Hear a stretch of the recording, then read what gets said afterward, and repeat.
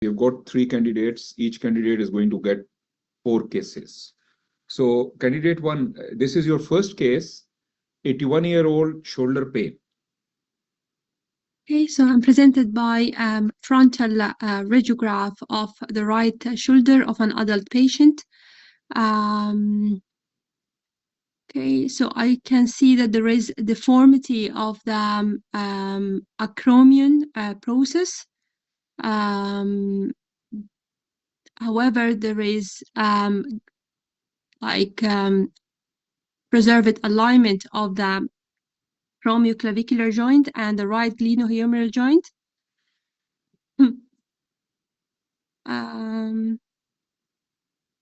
No fracture or soft tissue swelling, and the lungs on the field of view is unremarkable. Maybe there is obliteration of the right costophrenic angle.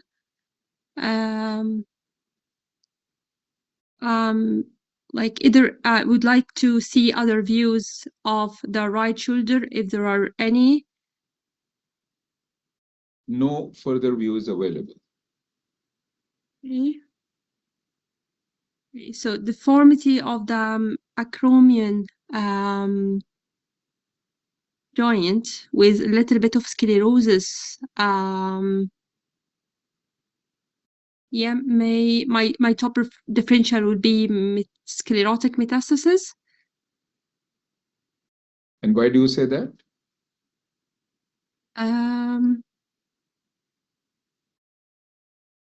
Like no definite lesion that I can see, just a sclerosis and a little bit of deformity. And no fracture. So Right. that's why I suggest, yeah. Look at the clavicle. What's happening to the clavicle? A little, okay, it's like I would like to compare with the other side, but it looks thickened. What do you think is happening here, where I'm pointing out? Can you see my mouse? This is the lateral end of the clavicle. What do you think is happening here? It is pointed. The lateral end is pointed. So it is like, but I can't see regularity of the distal end of the clavicle. Right. What has happened here, where I'm pointing out? Cortical breach and angulation. So is it a breach or a breccia? It's more like below the area that we have pointed towards, like it's angulation and a little bit of break or breach below it. If you are worried about a break here, let me tell you that there is no break here. So that is just projectional. You know, there is a lucency which is going beyond. So don't worry about a break. So angulation of at the level of the right humeral neck. Do you think the head of the humerus is normally located? It's projecting over the glenoid cavity. And superiorly? Yeah, but it's still well aligned with the glenoid. Right. So in relation to the AC joint, what do you think? Yeah, it is like subluxated superiorly, and there is maybe the coracoclavicular distance is reduced as well. So this is a 81-year-old, you know, cannot move this shoulder. And what do you think is happening? Deformity, increased density of the shoulder, no signs of infection like soft tissue swelling or is it Milwaukee shoulder? deformity, disorganized shoulder joint. Okay, thank you. Okay. Let me go through some teaching points, and then we will come back to this case. Now, so this is case 1, and this case 1 is rheumatoid arthritis. And what is the inference with it? That there is complete tear of supraspinatus with superior migration of head. Oh, there is a typo here. Apology for that. Of course, this is head of humerus and resorption of distal clavicle. So here comes a differential diagnosis from Chapman, which is erosion or absence of the outer end of clavicle. Now, erosions can be, of course, there are common causes, less common causes. Rheumatoid arthritis, you did well. You did ask for comparison. Of course, that even without comparison, one can reach the same diagnosis. And for your exam, the most important one is rheumatoid arthritis. And then with that, I am, somebody is saying in the chat that the slide is not seen, is it? Candidate 1, you can see my slide? I can see the slide, not the image, but the differential from the Chapman. Yeah, of course. So, and hyperparathyroidism is extremely important. So always remember these two, particularly important. Now, with that, if you see here, what happens in rheumatoid arthritis. So this is a case which is from ACR, and similar case actually. This is a 61-year-old. If you see, look at the clavicle, it is not visible and means it is missing, it is eroded. With that, what has happened is that there is a complete tear of the supraspinatus. So just to give you the perspective, this is an MR of a totally different patient. But here the learning point is that supraspinatus. So the supraspinatus sits here. And in this case, there is what we call a massive tear of supraspinatus, and the musculotendinous junction is retracted medially. Now, what happens is that when this happens, there is superior migration. Don't use the word subluxation, superior migration of the humerus in relation to the glenoid, which is actually, you can infer it here also. So in this case, there is a chronic, similar finding, chronic. The head of the humerus has gone up. And of course, now this thing here is just a mechanical defect. So what happens is that the inferior margin of the glenoid, it is hitting this, the junction of head and surgical neck. And this is a mechanical type of defect there. It is a depression in the bone. So similarly, in our case, so here just to highlight another example of bilateral erosion. So don't think that erosions will have always an irregular outline. You will simply see as if the bone is tapered, as I showed you, and at times it will be simply missing. This is a case of hyperparathyroidism in which you can see that the lateral end of the clavicle is missing. So going back to our case, which was this one, we can see, so you can infer that this is the joint distance. So all of this bone is eroded. There is superior migration, and this is that defect which I pointed out. You are absolutely justified in asking for better views, but I wanted, at times the patient cannot even tolerate a better view, by the way. So, whatever I wanted to ask, we could see on this image. So this was your first case. Well done. Yeah, thank you. Thank you. Okay. So, madam, this is a case 44-year-old female came to an acute abdomen. Okay. Shall I ask for control Yes, or? yes, please. Ask for the mouse. Let me check. So Yeah, the mouse is with you. ask. Okay. Just a second. Let me change the density again and change the size for you. Now you scroll, or you know this thing here. If you want, you can Yeah. sort of scroll Okay. through that. Over to you. Yeah.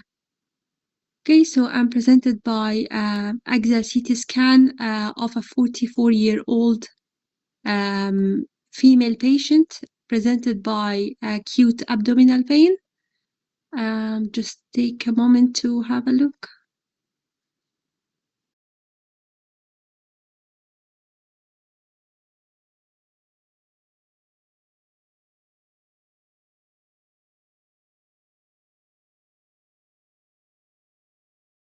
Okay, the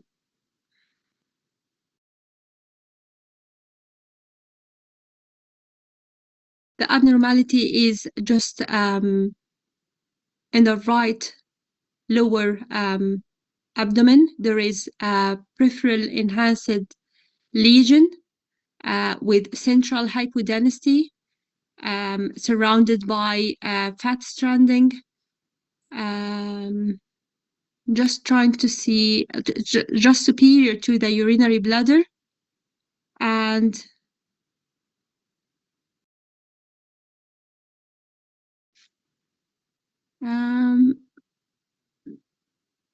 not continuous with the bowel. So this is an area of this appearance is likely to be inflammatory and giving the enhancing peripheral enhancing wall. So this is like to be abscess, abdominal wall abscess. Sorry, intra-abdominal abscess.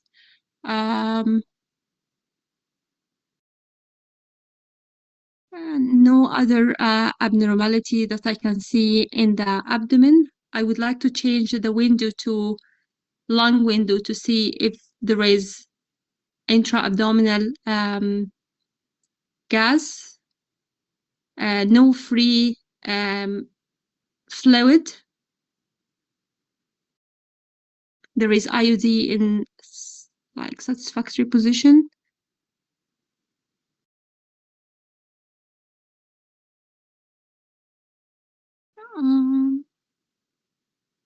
I'm checking the adnexia, so no adnexial lesion.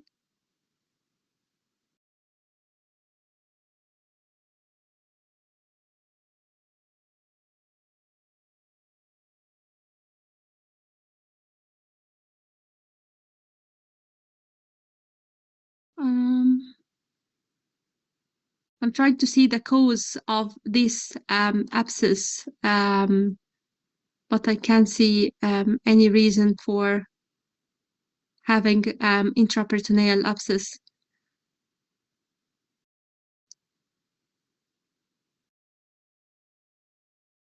Gallbladder is normal.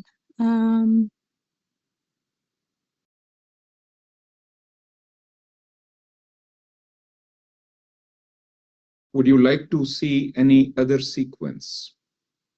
Yeah, a lung window, please. No, lung window is not going to help you. What I meant was any other plane? Yeah, coronal, please. Corona. Yeah, if you can leave the mouse, please. Yeah, Leave the mouse. yeah, I left. So here you are, coronal. Yeah, thank you. So Let me undo the window for you. Just 1 second. Just 1 second. yeah. Over to you. Okay, so coronal reformat.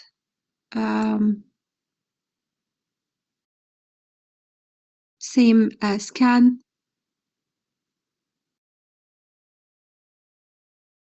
Okay, so again, the redemonstration of the same lesion superior to the urinary bladder.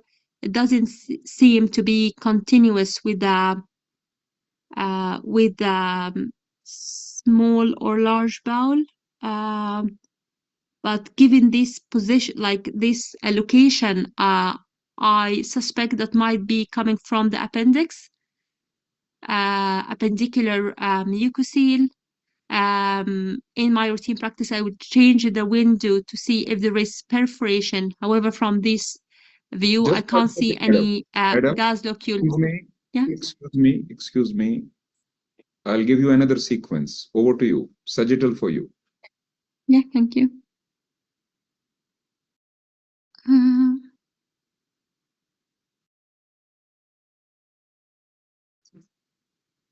Okay, from the sagittal, same location. It's away from the adnexia, and there is fat plane between it and then the urinary bladder. From this view, I'm not sure if it is continuous with the bowel or not. Okay, can you conclude the case? Yeah, my conclusion is a patient, 44-year-old lady presented by acute abdomen. This is likely to be, there is well-defined in peripherally enhanced thick wall lesion with extensive inflammatory markers, inflammatory stranding, fat stranding around it. So given the location in the right iliac fossa, this is likely to be appendicocele. However, I cannot see any appendiculus, and this is for surgical review.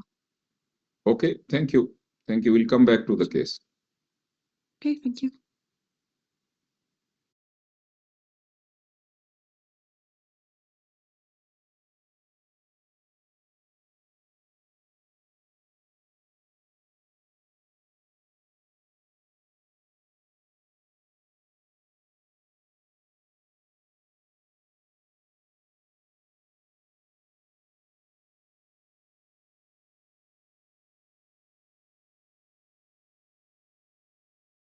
So this case is an infected vesico-urachal diverticulum. And anatomy is the key here. Anatomy is the key, the location. So let's go back to a bit of embryology and what kind of presentations can happen. In a fetus, there is allantois, and after birth, what happens is that it just obliterates, and there is a fibrous, urachus. There is a connection. Yeah. This is a fibrous structure without any fluid or anything, which is normal. It extends from the fundus of the anteriorly. Key thing is it will be just deep to the anterior abdominal wall. It will arise from the fundus and will go all the way till the umbilicus. Now, with this, there can be various kinds of anatomic or embryological variants, which can present in later life with acute symptoms. And so the first thing is this one, where there is a diverticulum. You can see this is known as vesico-urethral diverticulum. And our case was this with infection. But anatomy tells you how you are going to call it. So there is a bit of communication between this and the urinary bladder. Sometimes what happens is that the obliteration continues below and superior, and there is a locule of fluid there. We call it a urachal cyst. Sometimes it will be in continuity, a sinus tract to the umbilicus, and we call it umbilico-urachal sinus. And sometimes it is like this. It is, it is patent. So it usually presents in infancy, early infancy, where it is completely patent and the connection is with the urinary bladder. Now, this is from your Chapman 9.39 urachal lesions. As I have just told you, the embryology of whatever it is. it resides in the extraperitoneal space deep to the rectus abdominis in the midline. Now, so the same things are written here, which I have just told you. And these, with that, what can happen? It can present with infection, and there are few tumors also, which are sort of associated with it. So read this one, 9.39. This is case from my collection where the key thing is this sagittal. So you should have asked for the sagittal because it was just superior to the bladder. It was in the midline. Midline's just superior to the bladder. Now here, one can have a debate. Is it a urachal cyst or a vesico-urethral diverticulum? You can see this very well defined, but you can argue that there is a bit of connection here, but the connection is not very well seen. In any case, you can have both kinds of opinions, but I think looking at it very closely, we call it a urachal cyst, this one, in our report. But we might not have been right. Having said that, this is just to tell you, and at times this cyst might be sitting up here. And when you protocol these scans, you please remember the anatomy. So you will ask your radiographers to cover, sometimes what happens is that on a CT, everything is not very well visible. And then you will ask for an MR to highlight the whole tract from here to here. So this anatomy is critical for you to know and remember. Now, let's go back to your case. So your case was this one, and you did well where you described, and the way you described, I like that. And you did rule out, you did mention adnexa, etc. But the key thing was anatomy. Where is it? So you got a bit confused as if it is appendix because the cecum was also there. You asked for coronal, which was fine because your mind was going towards appendix. And you thought that, but I think sagittal, because it is, now this is urinary bladder. If you see here, it is going, and here you are. So you were justified in, thinking about an appendix. But once that was ruled out, sagittal, you should have asked. And on this sagittal, if you look carefully, this is very clear. Look at this wall of the urinary bladder, and this is all thickened. There is fat stranding here, and then there is abscess. It is not related to anything. So your anatomy and your knowledge of the normal, embryology, that will make the diagnosis. Thank you. Thank you. Your next case. Your next case is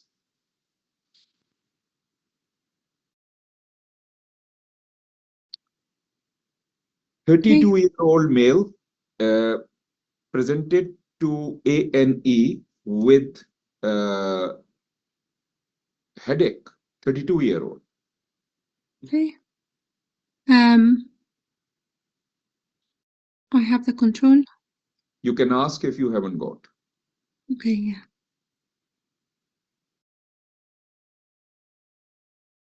Now you have got the control. Okay. So I'm presented by axial CT scan without contrast of a 22-year-old gentleman. Just take a moment to check. This is brain window.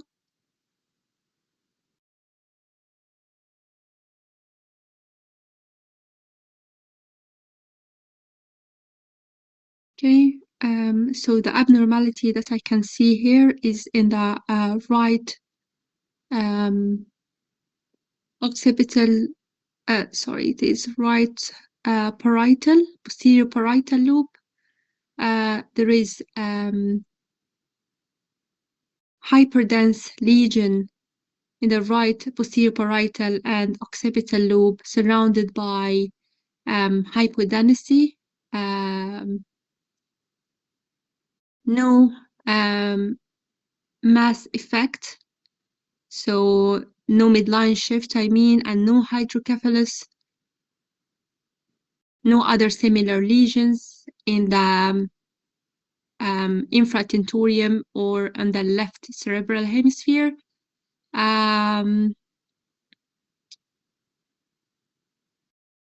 So what is this? This is intracerebral hemorrhage. So what sorry, I missed the presentation he presented by. Headache, 32-year-old headache.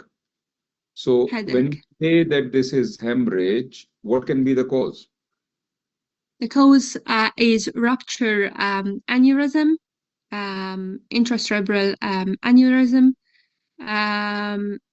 I think if there is no history of.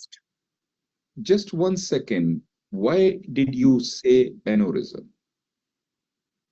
You know, this is intraparenchymal hemorrhage. Look at the anatomy. Which vessel will bleed there? Yeah, it's likely to be subarachnoid hemorrhage, not intracerebral. Yeah. So what can be the cause? 32-year-old young male.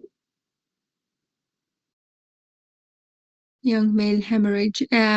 No, like maybe first, like maybe traumatic, but there is no history of trauma. Hemorrhagic metastasis from non-primary. What will you do next? What will we do next? Next, I'll do a CT scan with contrast. Okay, so what we did was that we did an MR. Just hold on, please. Just hold on. Okay. Over to you. Okay, so this is axial T2 weighted image, MRI brain of the same patient. So the right occipital loop, in the right occipital loop, there is well-defined, mainly hyperintense lesion surrounded by hypointensity and edema, vasogenic edema. I would like to check this lesion in the SWI. This is likely to be hemorrhagic lesion from this heterogeneous signal intensity. Just 1 second, please. 1 second. 1 second. Leave the mouse. Yeah. Okay, so SWI, there is blooming artifacts in the lesion suggestive of vascular origin. So this is likely to be cavernoma, given the patient's age and presentation. I would like to check the whole series to check if there is any other cavernomas. Why do you say it is a cavernoma? Heterogeneous high signal intensity in T2 weighted image with blooming in the SWI. The second differential could be hemorrhage as well. But as it is more like it's intra-axial, so I put cavernoma or vascular malformation in first differential.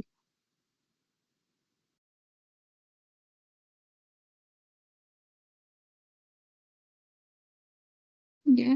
Just 1 second. Sorry. 1 second. Yeah.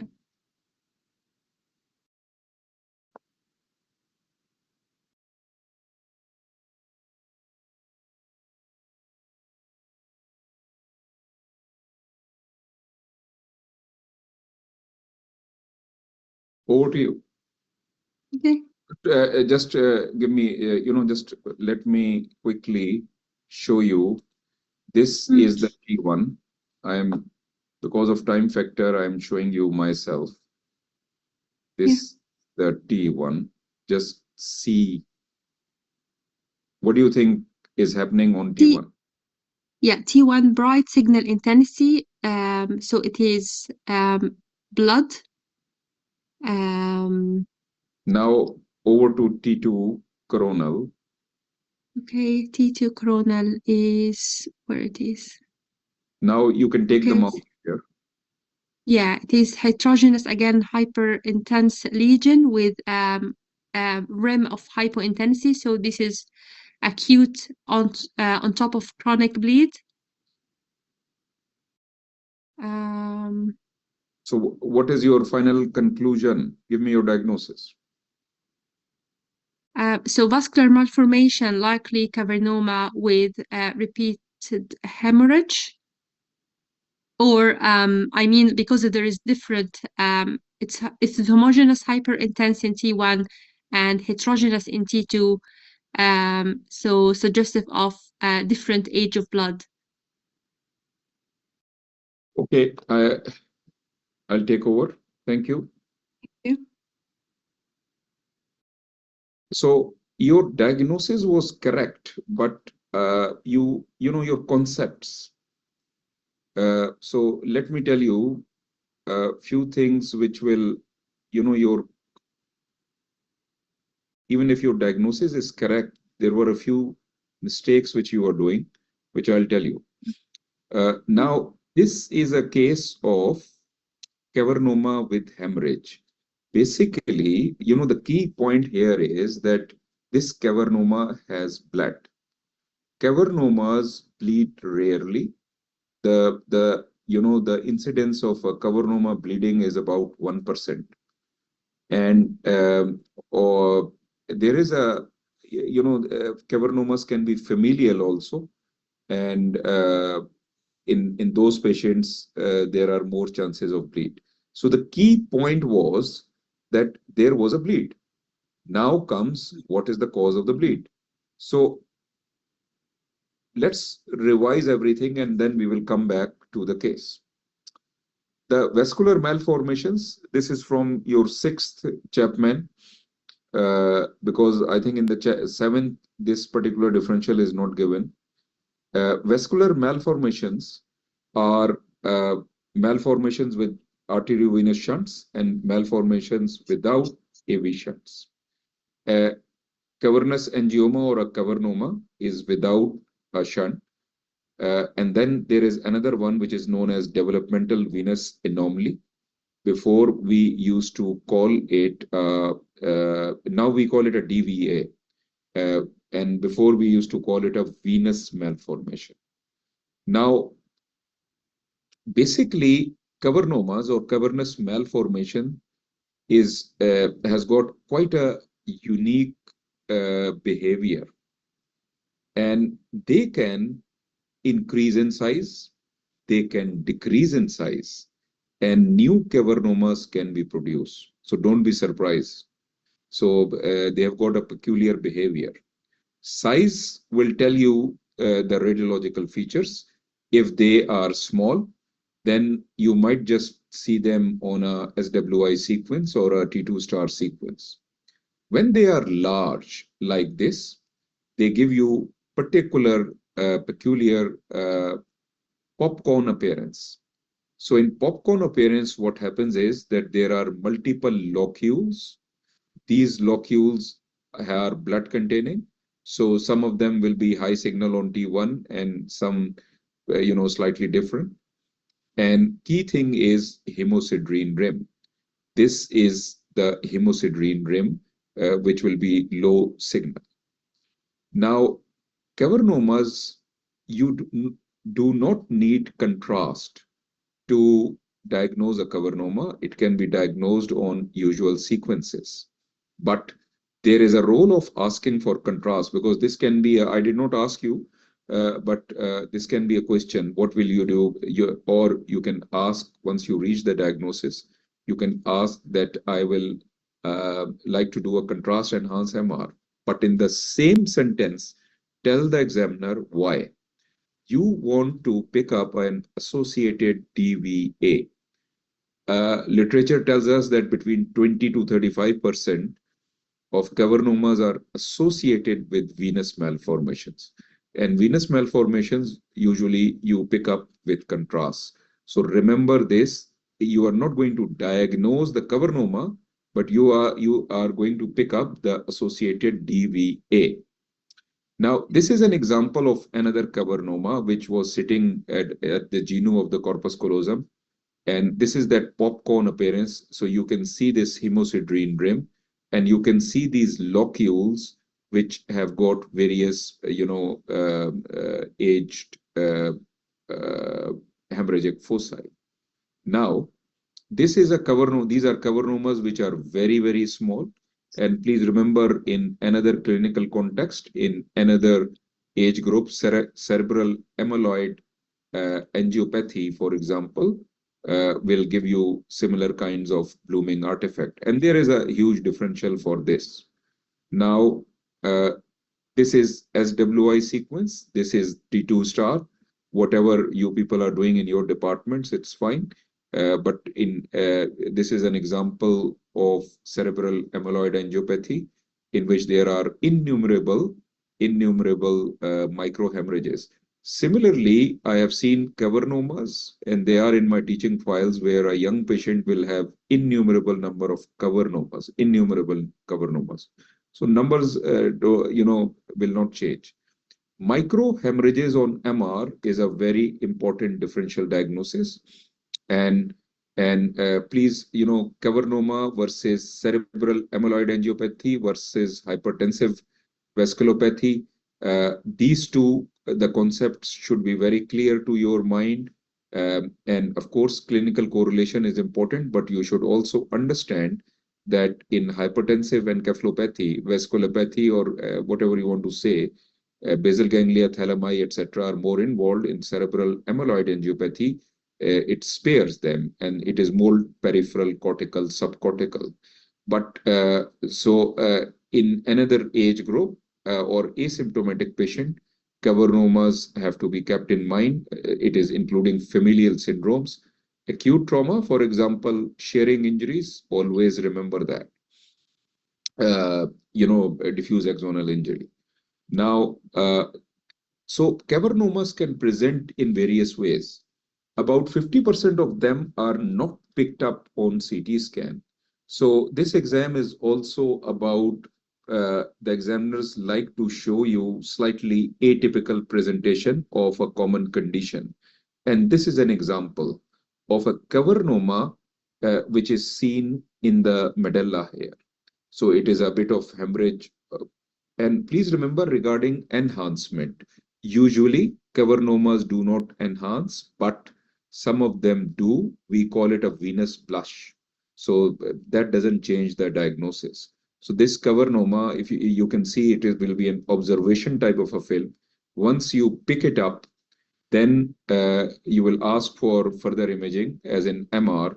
And on MR, you can see a T2 star where it shows blooming. You can see a bit of popcorn, actually, particularly here on T2. So this was another cavernoma at the junction of medulla with cerebellum, actually sitting in the medulla. Now, though I have not shown you on the case which I showed you associated DVA, but let's revise it. What is a DVA? DVA is developmental venous anomaly. Previously, it was called venous malformation. In DVA, key point to remember is that there will be cortical, white matter veins. These white matter veins will be a bunch of veins which will drain into a master big vein. This big vein will go to the cortex. So it will drain ultimately into a cortical vein or the sinus. On the other hand, this big vein can also drain into subependymal vein going into the ventricle. Key point to remember. The main vein will be passing through the white matter. Either it will go to the cortex or it will be in communication with the ventricle. This sign is known as caput medusae sign from Greek mythology. Look at this, which is small snakes. So small snakes are there, and they then drain into a big snake. I call it the anaconda sign. So this is the big anaconda. So 15 to 20% coexisting cavernous malformation. So interesting. If in your exam you get a venous malformation, I'm going to show you a few examples. Then you must ask for a SWI sequence or T2 star. Why? because about 15 to 20% of them are associated with cavernomas, vice versa. The presentation is vice versa. So, you get brownie points by giving this knowledge to the examiner. Now, this is a good case for the eye see what the mind knows. This is a contrast enhanced CT scan, and you can see this anaconda sitting here. You can see straight line, and if you look carefully, these two are the caput medusae, and you can infer that it was communicating with, just subependymal, but here it is going out of the cortex. So this is a venous malformation. And this is the same case.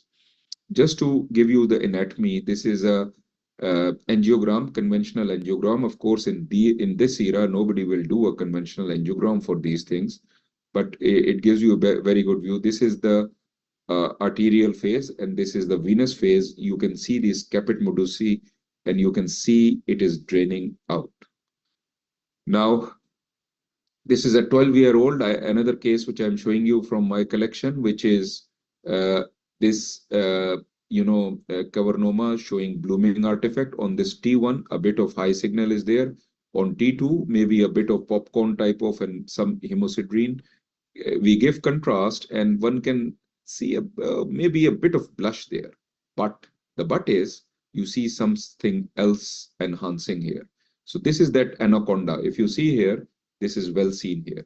So there is a bit of venous blush, and you can see this artery which is going out to the cortex. So in this particular case, what happened was, I'll show you what happened. When I asked you a leading question that what will be the cause in a young patient, so sinus thrombosis should have been, or cortical vein thrombosis is one of the differential. So in this particular case, actually that was called. And why was it called? Because of anatomy. So one key point, I'm slightly teaching you something else. Not in this case, but the way this case was tackled. Not by you, but by us. So the teaching point here is hypoplastic transverse sinus. And on MRI, at times you will get a lot of confusion because one transverse sinus is hypoplastic as compared to the other. And then you are, is it congenital? Is it venous sinus thrombosis? And that is why CT venogram is a very good study, better than MRV. These days we do MRVs, most of the neuro centers, they do with contrast, but in our hospital, we are still doing without contrast. CT venogram is better than this MRV. And another thing on a CT, which you can see very well, is the anatomy of the jugular foramen. So whenever you are suspicious of this kind, is there a venous sinus thrombosis? First of all, go for all your sequences. Look at the T1, particularly if there is some high signal in the sinus or not. And then go for anatomy. Anatomy really is the key here.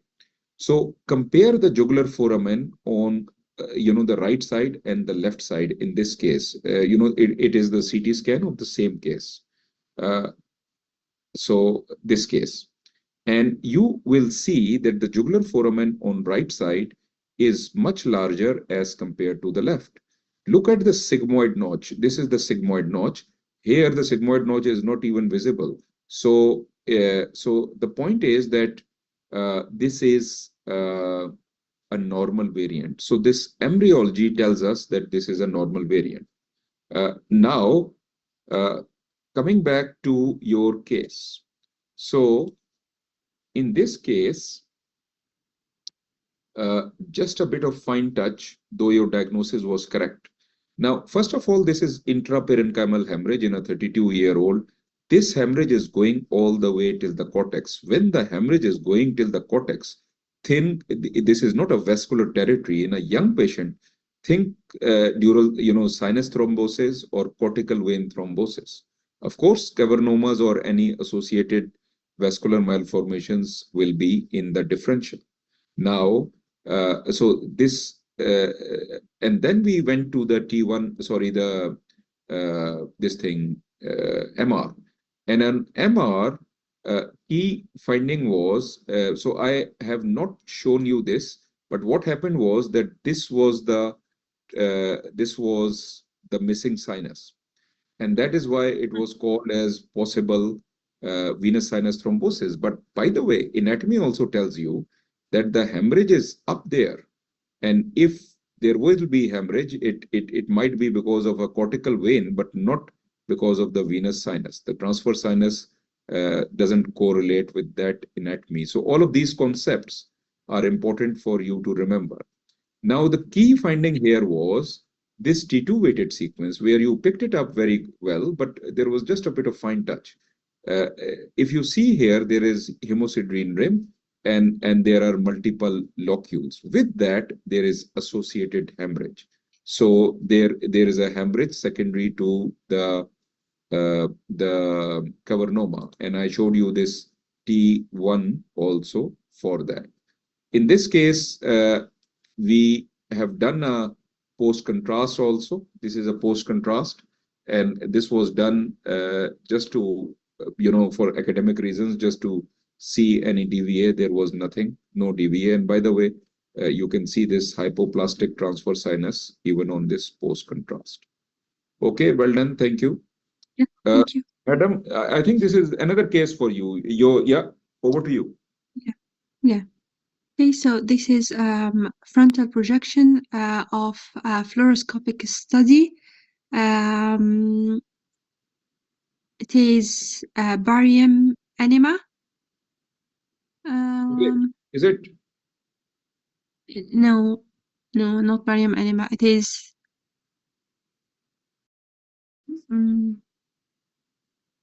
So you can see opacification of the colon and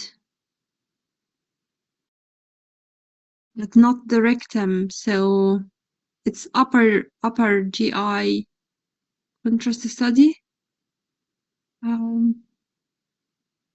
So what is this where I'm pointing out? This is the fundus of the stomach. Is it? This is the SI joint. SI joint. No, yeah. So this is the descending colon. Then what is this? And it goes into this and then continues here.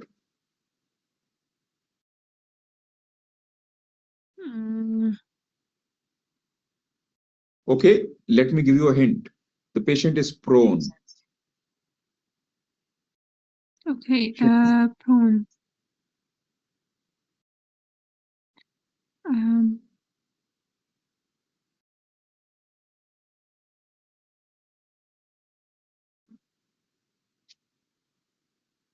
I don't know. Okay, good. Okay, madam, I will take over. This potpourri is, I am showing you barium. And I know that the current generation, you don't see bariums. Please remember, still they come in the exam. Or should I say, they can come in the exam. Same pathology, if I had shown you on a CT scan or an MR, you would have picked it up. Here because your eyes have never seen it. So let me go through it and then we will come back to this case. Now, and I intentionally showed you a prone, and this happens in the exam. Classically, it happens. So examiners are trying to see if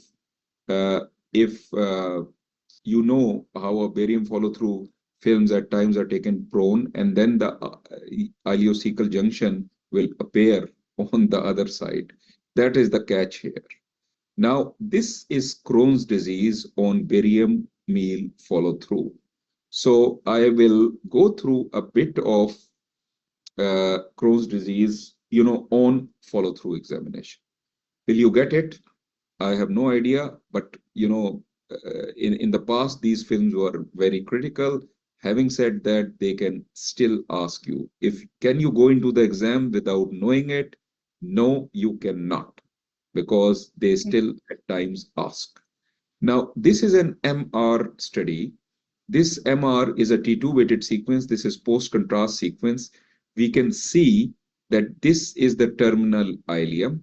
Going to the ileocecal junction, you can see a bit of distortion of the cecum. It is thick-walled. There is, what we call, this is the mesenteric border, and you can see what we call the comb sign prominent vessels there. More proximally, there are other loops which are involved, though I have just shown you a static image, and these are adherent to this loop. So these are ileal fistulae. So they are communicating with each other. Now, on a barium examination, now this is other way around. Now here, what has happened is that this is a barium meal follow-through examination. Classically, what happens is that once you reach the ileocecal junction, you use a compression device. This is a compression device. This patient has not been done in a prone. So, for your, the cecum is here. In your patient, the patient was done prone, so the cecum was other way around, and this becomes at times very confusing. Now, this is the terminal ileum. Now, before that, there is a loop here, and if you see, there are aphthoid ulcers here. There is a crater and surrounding edema. And then this is the stricture. This border is known as the mesenteric border, and this one is the anti-mesenteric border. Now, on the anti-mesenteric border, in a chronic case of Crohn's disease, there will be pseudo-sacculations. If you see, there are sacculations here, and there are none here. I'll show you quickly a few cases just to develop your eyes. Yeah. So one differential which you have to remember is aphthoid ulcers. This is how it looks like on a endoscopy. The top differential for aphthoid ulcer anywhere in colon or small bowel or stomach or esophagus is Crohn's disease. It's a deep ulcer. Of course, there is other differential, and this is not given in your present Chapman. This is from 6th Chapman. Now, ileocecal junction per se can also be involved in TB and the cecum. And there are various discriminators, but at times, it all depends where you are. So, for example, in UK, every patient is Crohn's disease. But if you are working in the subcontinent, maybe every patient will be TB. And there is more involvement of the cecum in TB. So coming back from this was a Gorkha. So this is TB. Here, if you can concentrate on this film, this is a barium enterocolysis study, in which what happens is this is the anti-mesenteric border. So look at this concept, which I'm now going to tell you. There is a linear ulcer. This is a linear ulcer, right? And the mucosal folds are sort of radiating towards it. Because of this radiation, what happens is that there are pseudosacculations on the anti-mesenteric border. Now, take this concept further. This was a classical, exam film, this one which I am showing you. This is known as cobblestone appearance. Now, what happens in cobblestone appearance, that there are thick linear ulcers. These are ulcers, and the mucosa in between is not all that involved. So it gives you a filling defect, and this gives you a cobblestone appearance. Another point is that when you see them en face, this is it, you can see it is projecting into the wall. Look here how it is projecting. So these are deep ulcers. These are deep ulcers. And this, they will ask you, they will show you deep ulcer. Rose thorn ulcers, for example, like this, rose thorn. So develop your eyes to look for rose thorn ulcers in a profile and this cobblestone appearance. Now, this is a chronic barium follow-through examination. in which what is happening is that this is the terminal ileum, close to, not exactly the terminal ileum, just proximal to that. So this is the terminal ileum where I am pointing out. So there is a stricture there. There is a connection between this. So ileocecal fistula. Another fistula from here till here, ileocecal fistula. But if you look carefully on this film, there is contrast in the bladder. And this is the type of thing which they will show you in the exam. If you look very carefully, you can see a thin, discontinuous looking track going here. So there has to be a enterovesical fistula. Even if you don't see this tract, you will still call it a fistula because contrast should not have been in the bladder. So this is a more chronic case. Look at this here. When you get a contrast examination in the exam, first of all, try to orient yourself what has happened. Here, this is a barium enema examination. You can see contrast here in sufflation of the rectum and the sigmoid. With that, what has happened? And you can see the cecum here. What has happened? That there is a fistulous communication, rather two fistulous communication with this small bowel loop of the ileum. So there is, enterocolic fistula here, or rather two fistulae there. So this is another one. Another chronic type of appearance where what is happening? This is the rectum. This is a barium meal follow-through examination. So remember, this is not a enema examination. This was an enema examination, right? And this is a barium meal follow-through examination, where all of these loops are filled up. And you can see this stricture of the ileum, and you can see these maybe two odd fistulae, and then you can see this fistula also. This one is with the sigmoid. All of these things, you will, most commonly in the exam, you will get a CT scan on where, all of these things are visible. And I think I have shown you quite a few cases in the past. This is a classical example when the contrast is at the wrong location. Contrast at the wrong location is a very important exam film. Basically, you cannot infer anything happening as far as the small bowel. But why is the contrast in the bladder? That gives you there has to be an enterovesical fistula. So these are the types of films which should be, which at least you should cover for your exam, even if less likely that in this era you are going to get it. Now, if you look carefully, basically confusion was that this is a prone film, so the cecum is sitting here. And then there is that long segment stricture. Now, if you look carefully, look here, the rose thorn. You see this thing? This rose thorn is a finding. When you see a rose thorn, it's a deep ulcer, means there is another rose thorn here. So, that also goes in favor of, because in large bowel, I'll show you cases maybe in future where how do you differentiate between ulcerative colitis versus Crohn's disease on a barium. So these rose thorn ulcers are very important, which you will not see in UC. UC doesn't go deep. The ulcers are not deep. Okay, madam. Thank you very much. Well done. Thank you. Candidate 2, are you with us? I think candidate 2 is not a co-host. Let me make co-host. Candidate 2, are you with us? Yes, Sam. Madam, just one second. Over to you. So this patient was orthopods. What is the age? Let me see. The age was 42 female. They were worried about FAI, as in femoroacetabular impingement. So they had done, this film for hip joints. And there's a bit of findings in relation to the hip joint. I'm not interested. But what else is there on the film? Over to you.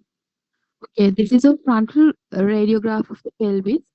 There is abnormality involving the left iliac wing with areas of multilocular lucencies mixed with areas of sclerosis. which are mostly marginal. There is no associated soft tissue mass or periosteal reaction. It has the zone of transition is fairly it's indeterminate. I'm unable to appreciate any other similar lesions. So in summary, this is a solitary mixed lytic and sclerotic lesions with evidence of calcific density. So in this 40-year-old patient who is asymptomatic, I'm suspicious of a chondroid origin lesion involving the left iliac wing. I would like to see any other available previous images and orthogonal views if available. So they did an MR actually, and because of time factor, I'm going to go through it. This is a T2 weighted sequence. So this is the appearance on T2 weighted sequence. Now we have got a T1, and this is the appearance on T1 weighted sequence. And then we have got, I think, a fat set T1, which is doesn't add anything for you. We have got a stir sequence, which is this one. And let me go back to the T1 non-fat set. Here you are. So if you want to scroll through it, but maybe I can scroll because it's nothing complex. You can see the lesion. So what do you think is happening? So there is the previously described lesion appears to be within the left iliac wing. It is causing mild expansion of the bone with sclerosis of the cortex.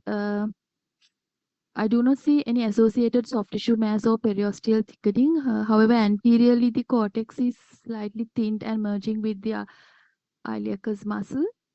The signal intensity is very bright in T2 and low in T1. I think it's too bright to be chondroid matrix. So this appears to be a cystic lesion. I do not see any blood fluid levels. So I'm suspicious of a cystic lesion within the iliac wing. My differentials could include the bone cyst. ABC is less likely in this position, although, and also they do not have blood fluid levels.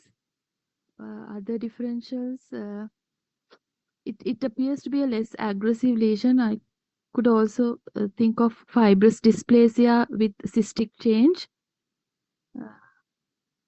My differentials, I would like to. Thank you. We'll come back to you. Yeah. Now,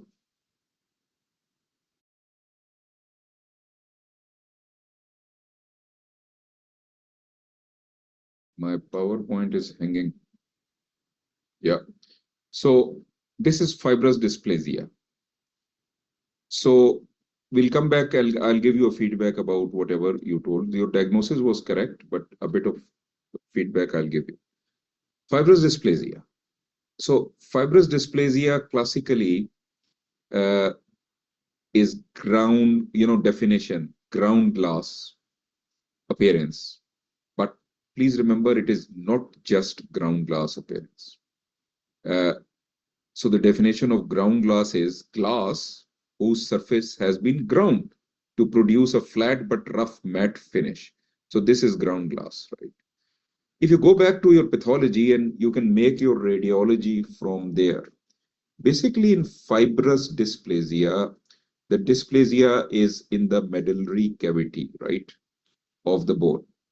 Now there is fibrosis of the medullary cavity, one, and with that there are cysts in the medullary cavity.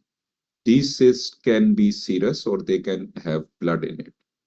Now, with passage of time, the fibrous tissue shows as develops ossification, and it all depends at which stage you pick it up, because it might be classical ground glass. So if you see this example of polyostotic fibrous dysplasia, look at this metatarsal and the phalange. This is classical loss of gray white matter differentiation, not gray white matter, cortex and medulla differentiation, and then this lucency in the distal phalanx, which has got more lytic type of appearance. And with that, you can have these kinds of ossification, right? Because it all depends. There's a spectra. And of course, polyostotic is very important for the exam. That is not my aim in this case. This case is a unilateral. You did very well where you ruled out any multiple lesions.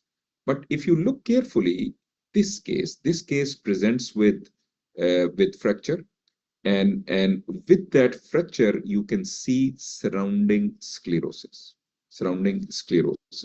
And this is what this case was about. So this is the case. Once again, you can see this pathological fracture, young patient, classical exam film, this one. And with that, there is a fracture. You can see a bit of ground glass, and you can see this surrounding sclerosis. Now, on CT scan, this is much better seen. If you look inside, you can see a bit of cystic change, and you can see the fracture here. Now, this is what we call rind of orange. So there will be thick sclerosis. It is considered quite pathognomic for fibrous dysplasia, thick. And this is that fibrous tissue at the periphery, which has shown ossification, means it is sclerotic to our eyes, rind of orange. Now, this is another example of rind of orange. Now, this is very similar to the case which I showed you. Very, very similar. Similar, this, now you can stretch your imagination about rind of orange. But in this case, it is a polyostotic, and there are changes here and there are changes here. And if we go to a CT scan, you can see that lucency there, and there is another lesion here, and another maybe here. So this was polyostotic fibrous dysplasia. Now, coming back to your case, please remember that plain film is at times more, but for what we call specificity of a lesion, at plain film is still very, very good, and at times better than MR for specificity. And that is why MSK radiologists, they always correlate plain films and then with the MR. Here, this is the appearance, that rind of orange. It was asymptomatic, but MR really increased our level of confidence. One take-home point is that there is no pathognomic finding of fibrous dysplasia on MR. Please remember this, because it can vary. There can be fluid levels and things like that. What you did very well when you described it, it was a sort of a benign-looking lesion with high signal here, and just like CSF, fibrous tissue can appear high signal like this. And then if you look carefully, look at this T1 weighted sequence, and you can see, this margin. And did you see that this margin was higher signal than this? So there is ossification there, that is why it is giving you this appearance.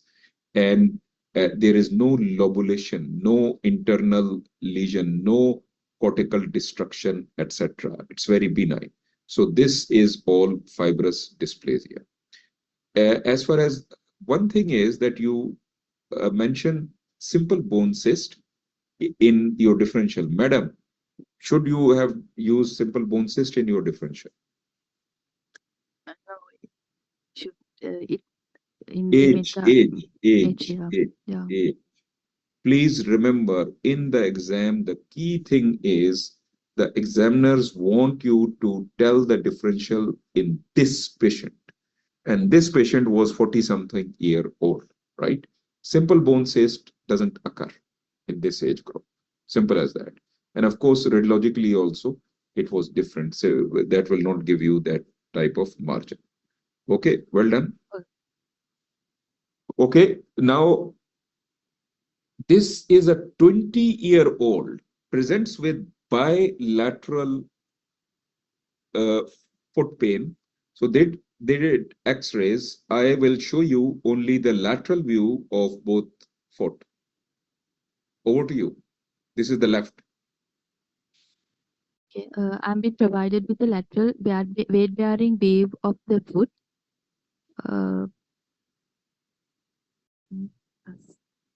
Of this patient who is presenting with pain.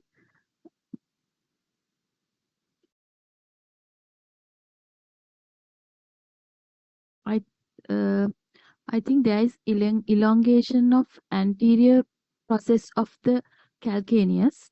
I'm suspecting an eater sign. I would You are worried like, about, yeah. okay. So I will show you. So what are you worried about? Calcaneo-navicular coalition. So what will you, which view will show you that?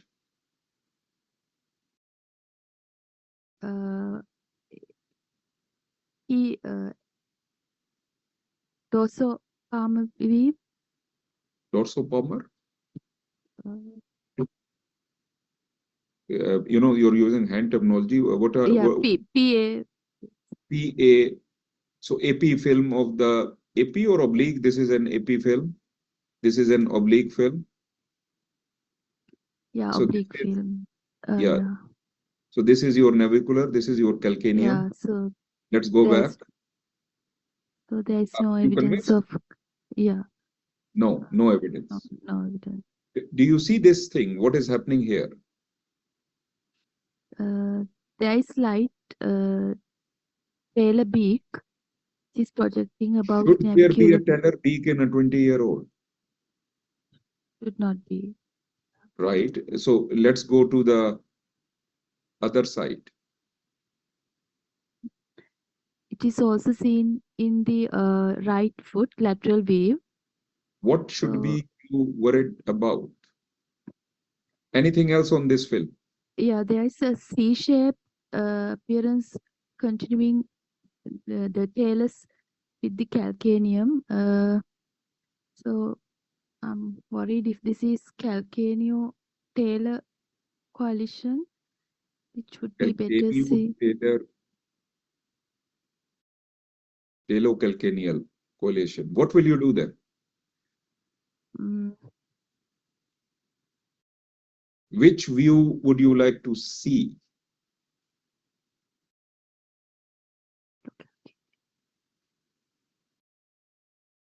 Oblique view. So I had shown you the oblique view, and this is the oblique view once again. Okay.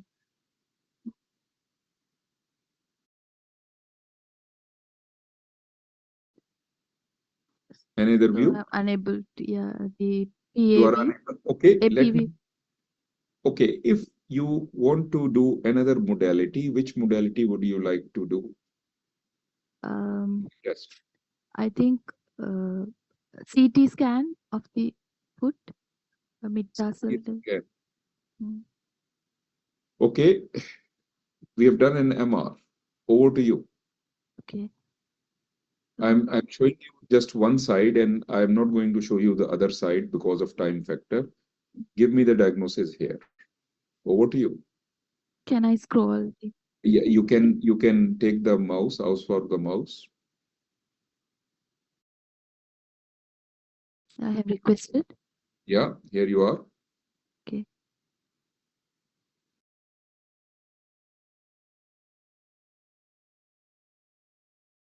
So these are MRI corner sections of the foot. Okay, so there is abnormal,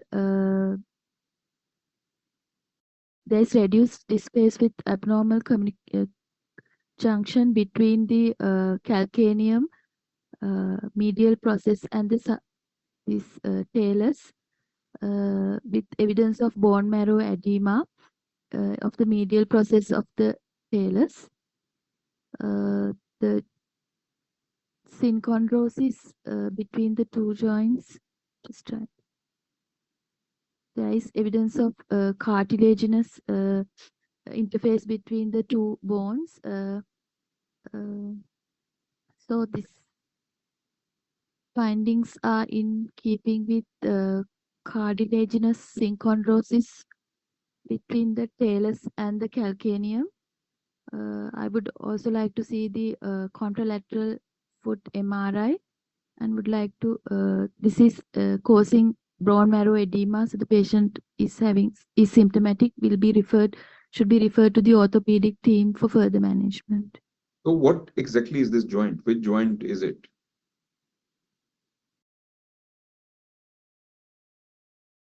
It is posterior talocalcaneal joint. How many joints are there? How many facets are there? 3 facets are there. Name them. Anterior talocalcaneal, the posterior talocalcaneal, this one I'm not sure. Okay, madam. Thank you.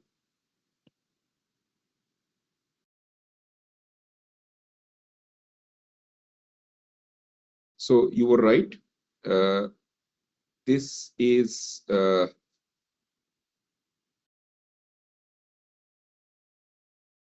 subtalar coalition, also known as talocalcaneal coalition. So first of all, a bit of concepts, and from there, how it will, how the examiners are going to show you in the exam. It will start always with a plain film. Remember this. A bit of anatomy. Now, this is the calcaneum, and there are 3 facets here: the joint between the talus and the calcaneum, the anterior, and this is the middle articular facet, and this is the posterior. The posterior is the largest, but this middle is projecting medially. This is the sustentaculum tali, which projects medially. And most common involvement is of this one in coalition. Of course, others can also involve, but the most common is this. So this part of anatomy you should know.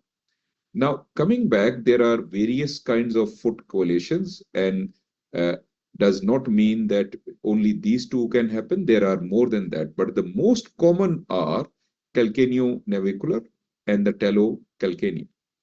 Now, please remember that up to 50% of them are bilateral.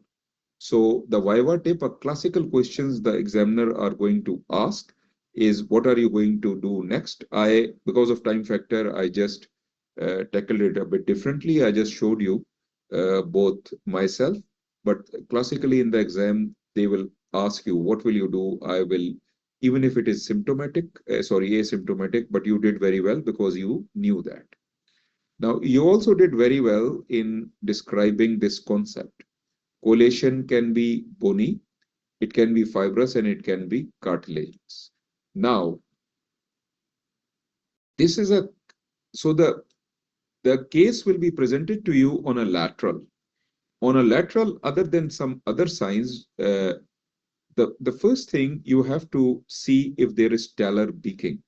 The dynamics of the joints are all abnormal, and that is why you will see osteophytes here.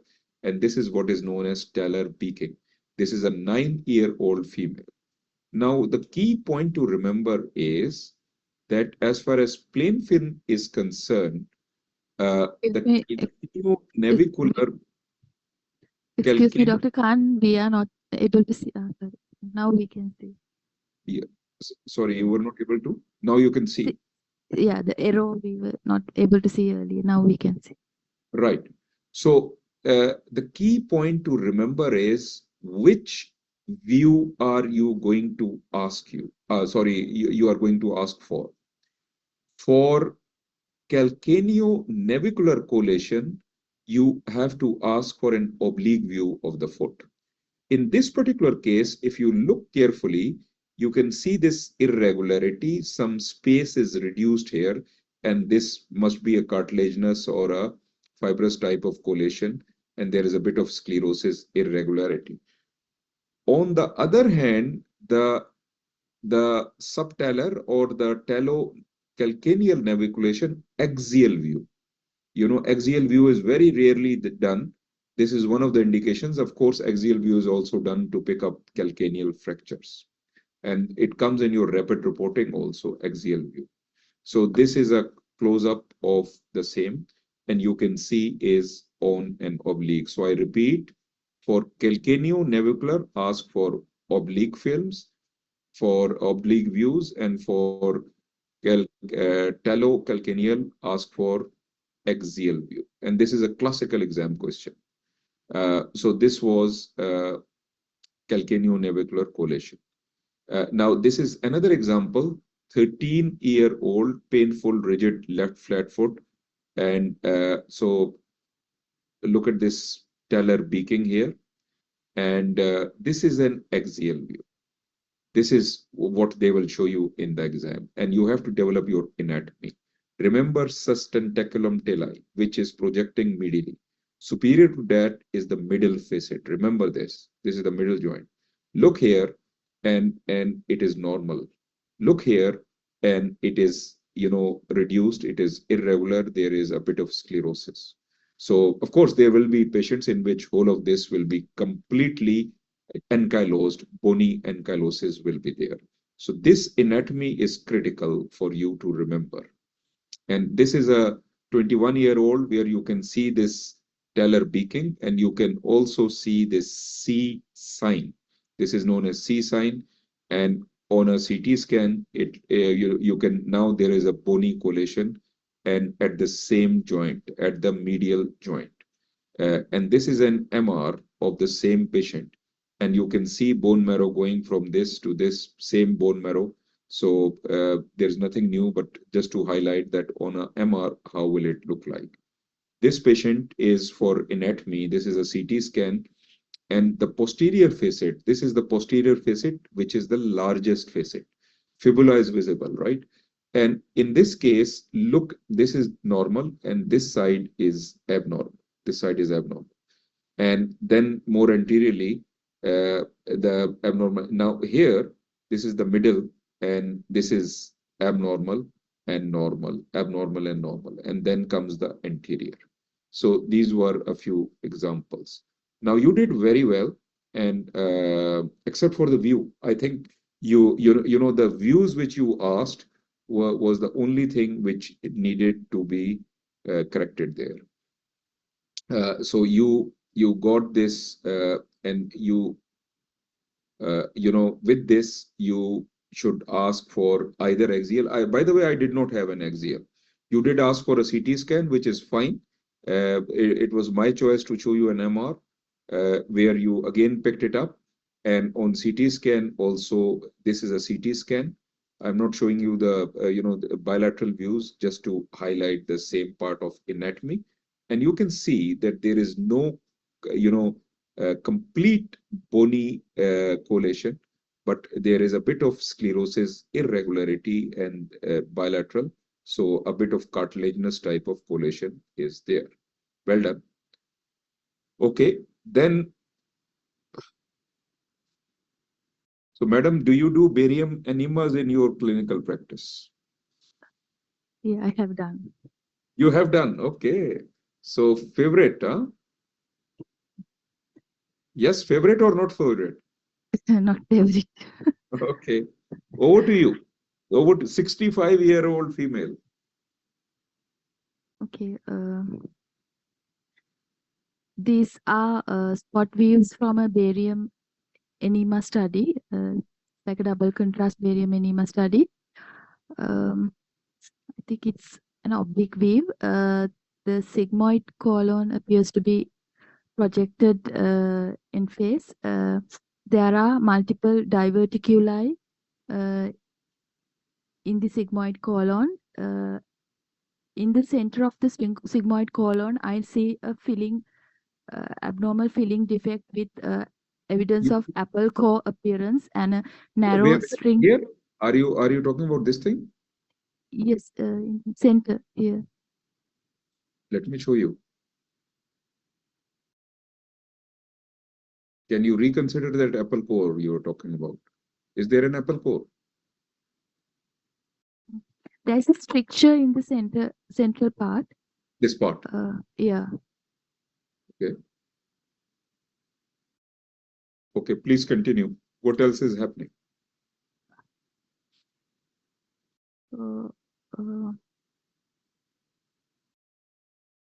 There is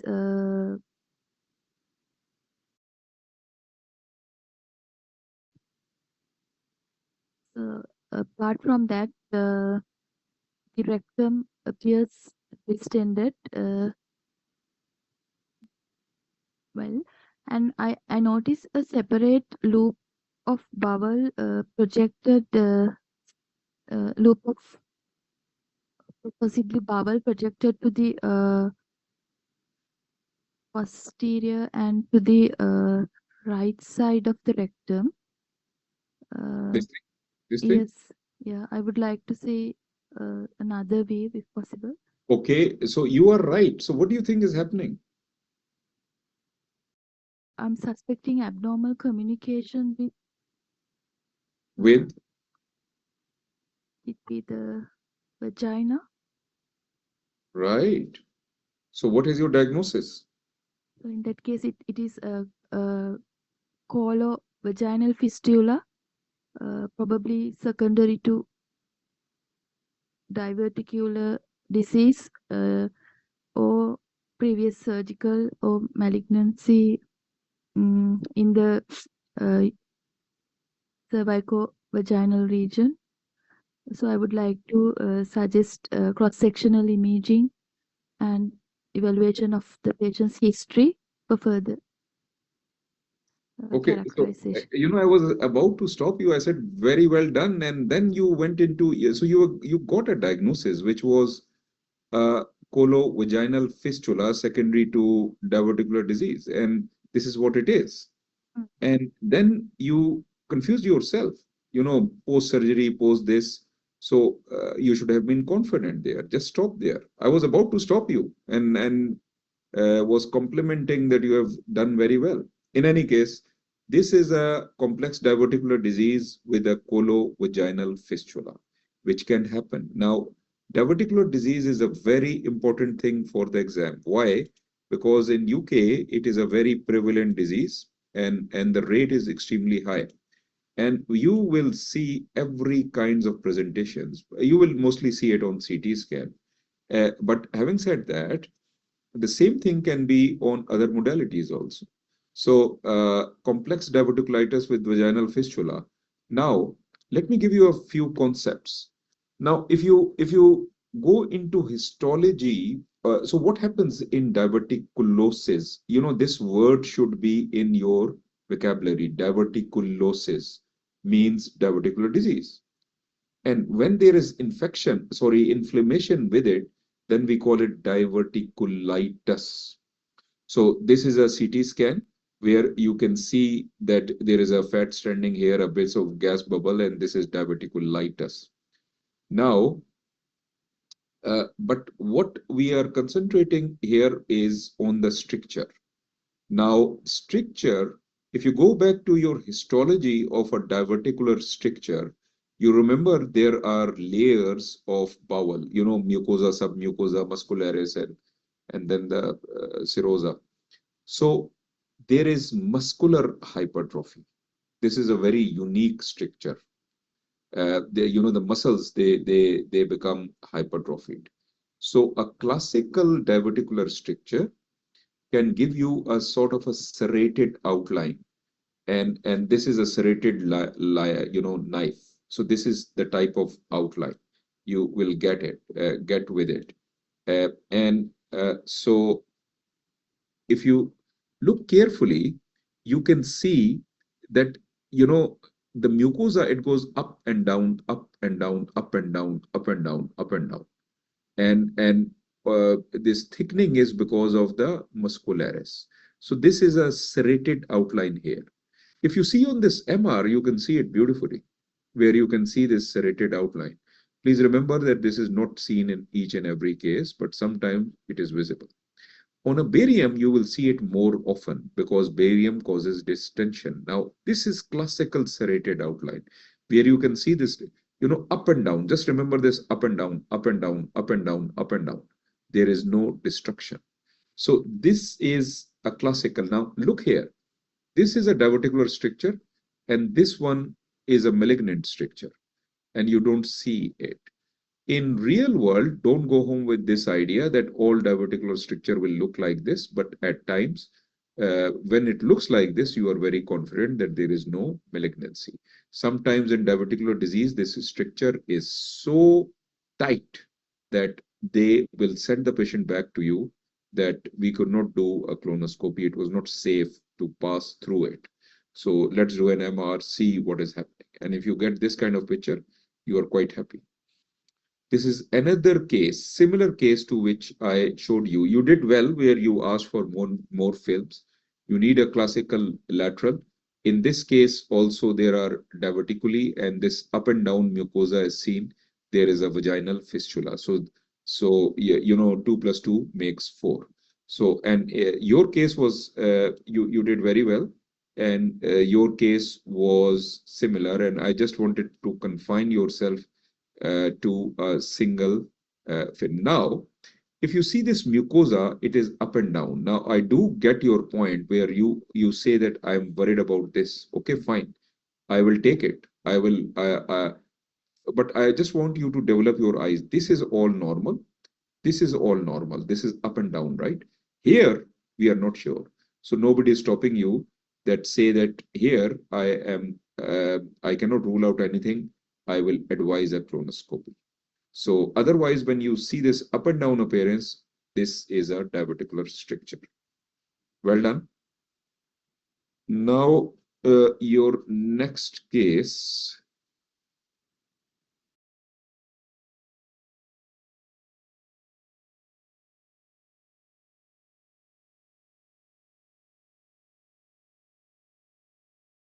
Yes, please. Plain X-ray. Okay, this is a frontal. Just 1 second, please. This patient is 42-year-old female. She has got a lot of joint pains. She has got dysphagia, finger pains. She also has got some neck pain. And initially, they did a X-ray of the cervical spine. Over to you.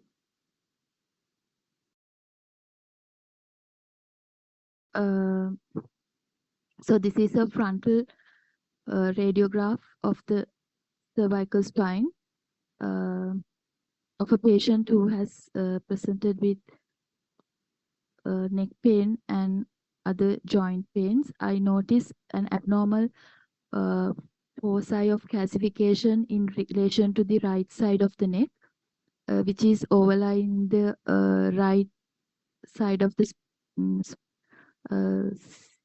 upper cervical spine, pedicles. Apart from that, the right. So I've got a lateral view. Okay. Does it add to anything? This the abnormal calcific density is projected posteriorly, probably in the posterior cervical musculature. Okay, just 1 second. CT scan. You can scroll through it. You can ask for the mouse, or should I? Okay, let me show you. So over to you.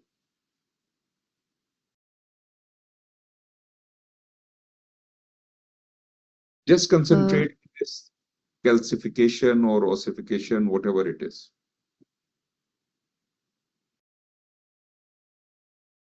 So there is evidence of globular calcific density in relation to the upper cervical vertebral body, right side. I think just trying to see the relationship with the facet joint. So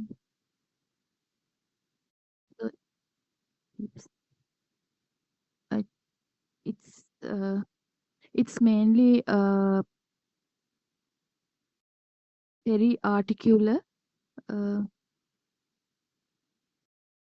and appears to there is cross profuse calcification lobulated and also displacing the cervical musculature, and I see extension of the calcific densities towards the transverse foramina of the relevant vertebra, causing narrowing. I am concerned if there is any compression of the vertebral artery on the right side. I would also like to see the coronal images or sagittal images further. Right. So that's fine. That's fine. Okay. Because of time factor, what is happening? What do you think is the cause of this? So this is basically soft tissue calcification with the patient presenting with multiple joint pains. This could represent systemic pathology such as sarcoidosis or hypercalcemia. I would also like to see these patients other joint X-rays if available. This is less likely to be synovial osteochondromatosis because it does not show any relationship to the facet joint. So my primary diagnosis is soft tissue calcification either due to sarcoidosis or hyperparathyroidism. Okay, thank you. Right. So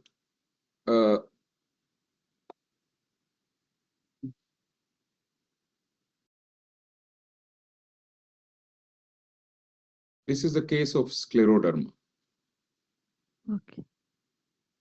Now, the main thing, this is a differential diagnosis case, and you have to refer back to your Chapman and, have got very clear-cut concepts. Each line at times saves the case for you. And soft tissue calcification and, common causes, less common causes, the concept of dystrophic calcification in abnormal tissue in the presence of normal calcium metabolism. Less common, metastatic calcification, which is calcification in normal tissue in presence of abnormal metabolism. So this is where you talked about hyperparathyroidism and renal osteodystrophy, etc., can come into this. Now, systemic sclerosis. This is a systemic sclerosis case, right? And there are other things which can cause this. So was sarcoidosis a good differential, madam? No, I think I confused Yeah. it with the So systemic sclerosis. Yeah, this is the point. This is the point. Yeah, one small, here and there, and the case goes down the drain, because this is the radiological finding is easy to pick up, but I'm just trying to see your knowledge on the subject. So scleroderma, of course, is a multi-system. I could not have been more elaborative, so I did not tell you that there is Raynaud's phenomena, for example, but I did tell you that finger pain, joint pain, dysphagia, and with that, all of this, right? So that was also a clue. This is a case of scleroderma with calcification around the knee. Of course, in most of the patients, the calcification is in the hands. in the fingers. This one is, this pseudo circulation in the transverse colon, but look at these calcification, which is right and left in the pelvis. And we know that systemic sclerosis is a multi-system disorder. It will involve all of these. And in GIT, they show a lot of films, so they can show CT, MR, they can show bariums, hidebound type of gut. You of course refer back to. But this case was, in a way, I was trying to see your knowledge on the subject of soft tissue calcification. So you did mention systemic causes. Your thinking process was good, but then sarcoidosis, that was a wrong diagnosis, wrong differential, should I say. So this is another case of scleroderma. Another thing which I want to highlight to all of you is the difference between soft tissue calcification, which the candidate did very well because she was conscious of that, versus soft tissue ossification. This is post-traumatic ossification. So look at the trabeculae, etc., and try to never confuse these two things. This differential is quite small: trauma, myositis, post-surgical paralysis, parosteal osteosarcoma, etc. And this is, the definition from Radiopedia.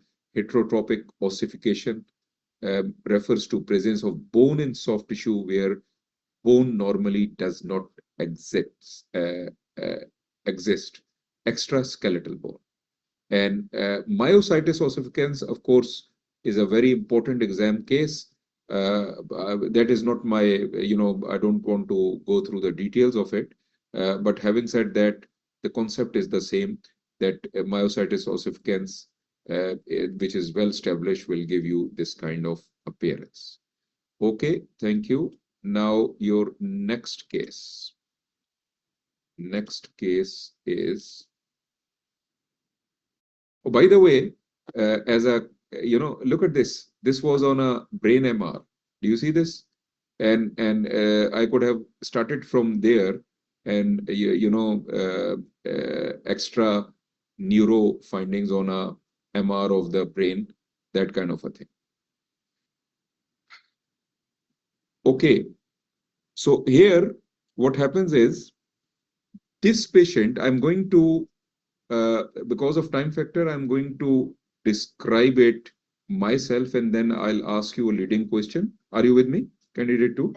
Yes, I am. This patient presented with stroke-like symptoms, right-sided stroke. They were worried about left-sided, findings. A patient had a previous chronic stroke. So on this MR,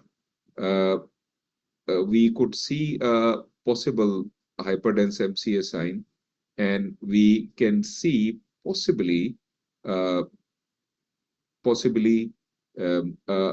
partial insular ribbon sign. And if you go to stroke window, it is more convincing here.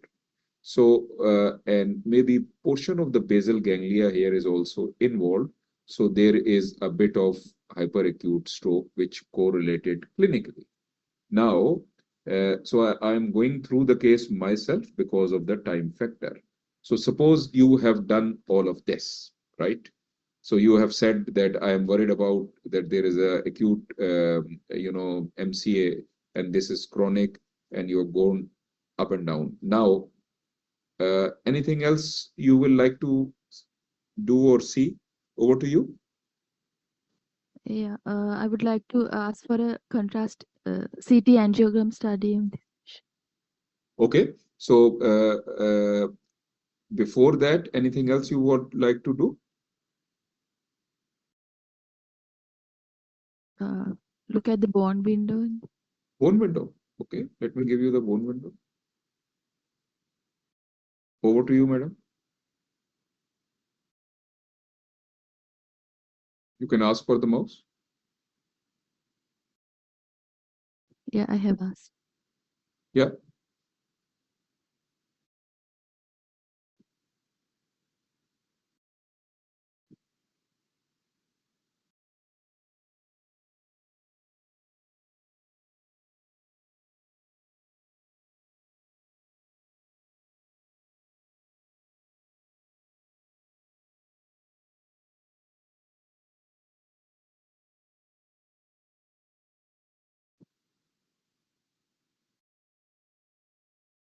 So I'm unable to appreciate any lesions, lytic lesions in this Look patient. at the base of skull.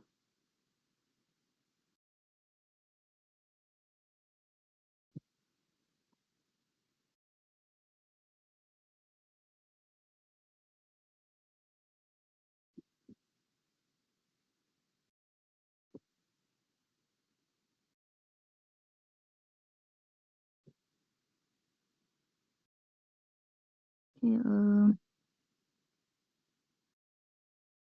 so in relation, in the clivus, there is evidence of lytic area in the right side, the right of the clivus, which is also abutting the horizontal part of the carotid canal. So I'll change the window back to, I think UX. Yeah. So you are absolutely fine. Now you have picked up something in this region, right? so I So would you like further evaluate with an MRI scan. okay. So I am giving you a T1 weighted sequence. Here you are.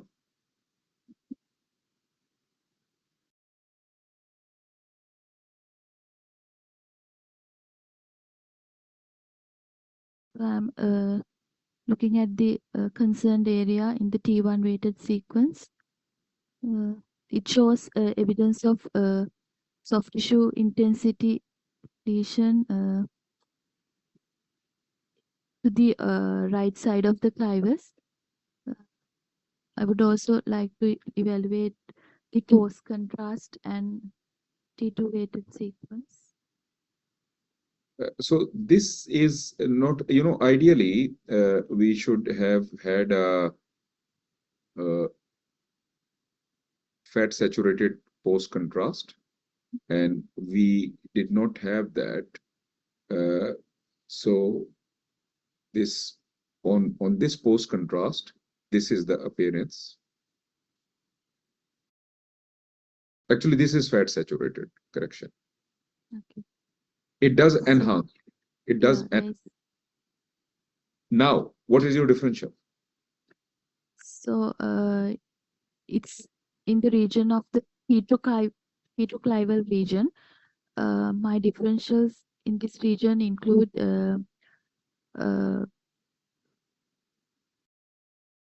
clival chordoma because it's laterally uh, chondrosarcoma is also another differential, and metastasis is the other differential for this lesion. Okay, thank you. Well done. You did well. The only thing is a bit of fine touch of the differential, which I will come back to. So the chordoma you were referring to, where does it happen? Chordoma? Is it in the center or in the slightly Center. off? In the center. This case was center or This is a lateral. right. So this was acute infarction left, which this was a satisfaction of search type of patient. Satisfaction of search is when you pick up one finding and there might be another. And of course, in every case, the examiners will not even allow you to go to the bone window. If they are interested, they will. But it is a good idea for you to ask the examiners that I will like to see a bone window. Or in my usual practice, I will see a bone window. And if they want to show it, they will show it. So that was a satisfaction of search. So I am going to skip the infarction part of it. Now, this is the anatomy. This is the clivus. Please remember, portion of the clivus is made of what we call the sphenoid bone, and this portion is made of the occipital bone. This is the petrous apex, so this is the temporal bone, the petrous part of the temporal bone. There is a synchondrosis here, and of course, there are multiple synchondroses sitting here. The key point is that the differential chordoma versus chondrosarcoma, you did say metastasis, which is absolutely fine. Lymphoma, metastasis, myeloma, all these things can happen.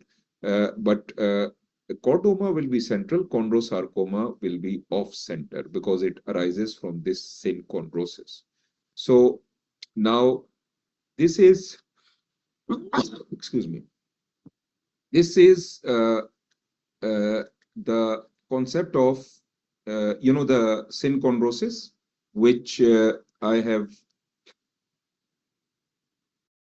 in a baby, in a child, you can see basisphenoid synchondrosis here. So this also shows you that the clivus has got two parts. This is a case slightly different, similar pathology in which you can see a larger lytic lesion, and you can see on a T1 weighted sequence the marrow is destroyed and clivus is involved.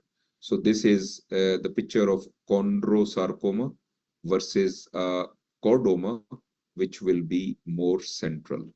And in chordomas can occur here at the clivus, or they can occur in the sacrum also. And you will see fluid, as if there is fluid inside and there will be destroyed bone which is floating in it. On the other hand, in a chondrosarcoma, you can see chondroid matrix. So this is unifocal skull bone lesion, 1235. Chondrosarcoma arises from the skull base, from synchondrosis, petroclavicle, clival, or all of these, and the same things which I have just told you. And the clivus lesions also, chordoma is the differential. And as I've told you that this arises in the midline near the spheno-occipital synchondrosis. So this case was for differential diagnosis. The concept of chordoma is that it occurs at the two ends of the notochord, so clivus, and on the other hand, sacrum. And even here in this example, you can see a peculiar finding where it looks like liquefied and there are fragments as floating on it. So candidate 2, actually, I gave you an extra case if I'm not wrong. Yes. So thank you very much, candidate 2. We have got 3 cases left and we have got about 30 minutes. That's fine. Candidate 3, are you with us? Yes, sir. Okay. Just 1 second, please.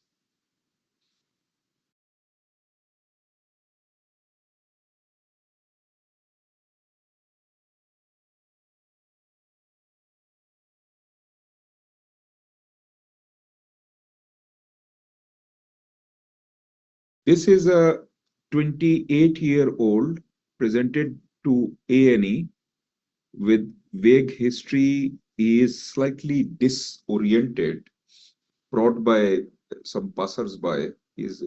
So he is okay, but he's a bit disoriented. Over to you. I'm provided with frontal radiograph of the skeletal mature adult chest, and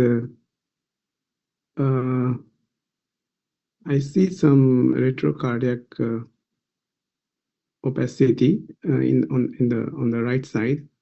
Other than that, I do Just not 1 see. second, please. Just one. If you are worried here or here or here, don't worry about it. Over to you, Okay. please.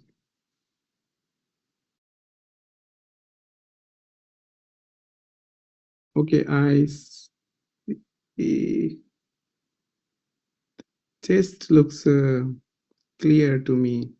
There is no pneumothorax, and I'm checking the skeleton. The bones looks at normal as well. I'm not sure if there is a dislocation on the left side. I think it's dislocated left shoulder joint.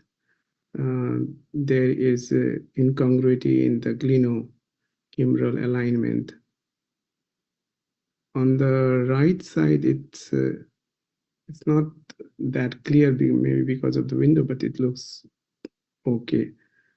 So based on this chest radiograph, I suspect that there is a left shoulder dislocation. Okay, well done. Thank you. So this is a case of warm-up film in the exam. Actually, there were bilateral shoulder dislocation. I'll come back to the film itself. You did very well, where you picked up one, but there was on the right side also. These kinds of films are for observation. And once you pick up the finding, you know, they will go to the next film. These observation films are at times shown, some of the examiners will show you as the first case in the Viva. They are easy, but it is for observation. It is very critical. You did well, where you sort of went through your protocol, and in the exam films, at times, even it might be more subtle finding than this. You know, you looser zones of osteomalacia, for example, on a rib, for example, rib notching, things like that. This is another example where we can see, if you see, this is supraclavicular fat pad, and look here, that fat pad is gone. So this was a case of a soft tissue sarcoma arising here and invading this part of the bone. But these kinds of x-rays, the key thing is that when you see these kinds of films, never keep quiet, never keep quiet. Start talking, you know, start describing. And if you are quiet, then what happens is that you will go into a panic mode. There will be so much adrenaline rush that you will go into a panic mode. Second thing is that when you're going through your protocol, it increases your chances of picking up the finding. Simple as that. And third thing is, at times it gives good impression to the examiner. And even if you don't get it, they will give you some credit, because they will say that at least you have got a good viewing protocol, and they will, even if they want to give you marks, they might give you 5.5 instead of 5 or 4.5 on the same film. You remember 4 is 0 in a way in the exam, and you have to get 6 in each case, well, or in total, I mean to say. So your aim is that even if you drop a film, you should get maybe half a mark, so that you can compensate it more easily. So keep talking is the key thing in the exam. So this impression is important, but another thing which is important is that at times the examiners will then at a particular point help you. And you should have a viewing protocol for each and everything, whatever you report. We historically, we always teach viewing protocol of a chest x-ray, but we don't teach a viewing protocol of a knee x-ray or a shoulder x-ray, so you should have, whatever, you should have a viewing protocol. So it is important tip for the exam. Now coming back to your case, which is this one. So I think part of the problem might be windowing, but the window, intentionally I had given you this window. If you look carefully, this is the glenoid, and you picked up that this is the head of the humerus. Here, this is the glenoid, and where is the head of the humerus? It is sitting here. Of course, you can ask the examiner that I want to change the window. Now, if I change the window, you can see that this is the glenoid, and look at the head of the humerus, which is so incongruity bilateral. And then candidate 3, what are the causes of bilateral shoulder dislocation? Usually seizure, we do see bilateral and posterior usually. Posterior can also happen. Yeah, so this is what happened with this patient, and he was very disoriented. He was not cooperative. And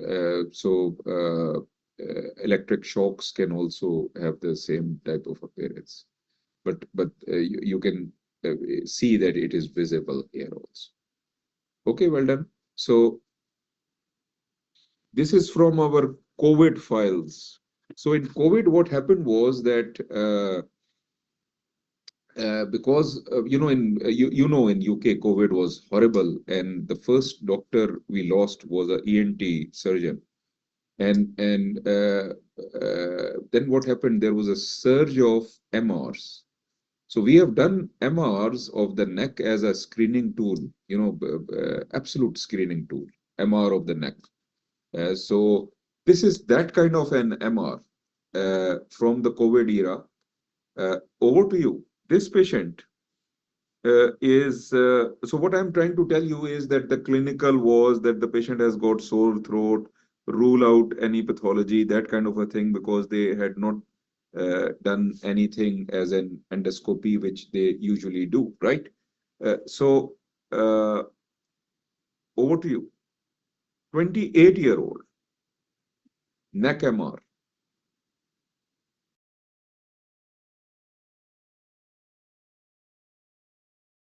It's just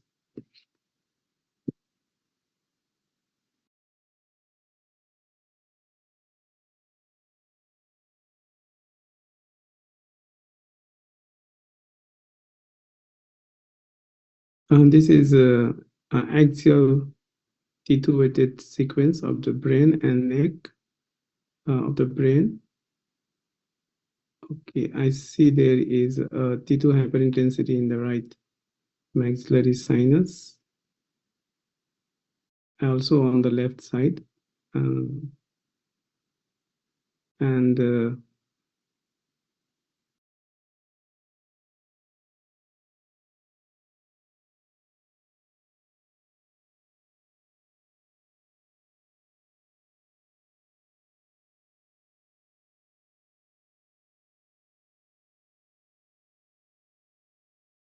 okay, other than that,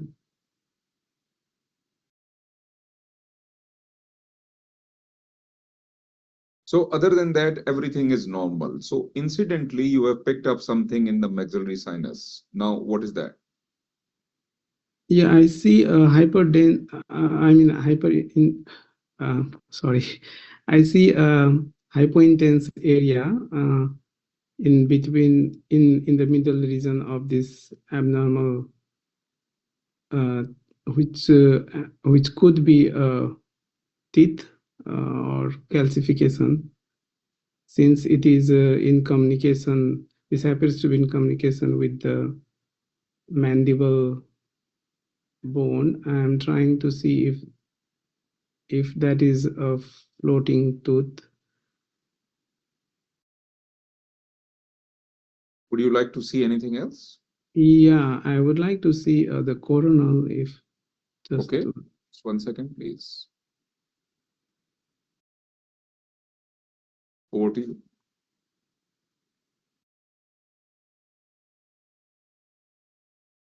Yeah, I can now scroll. Yeah.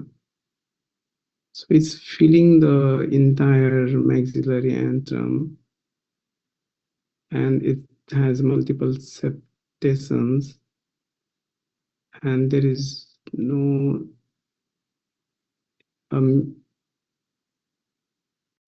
mucocele would be a consideration.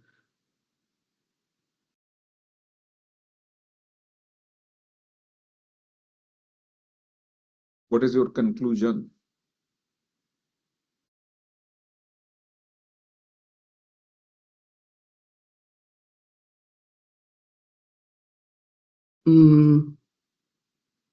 Right maxillary sinus mucocele.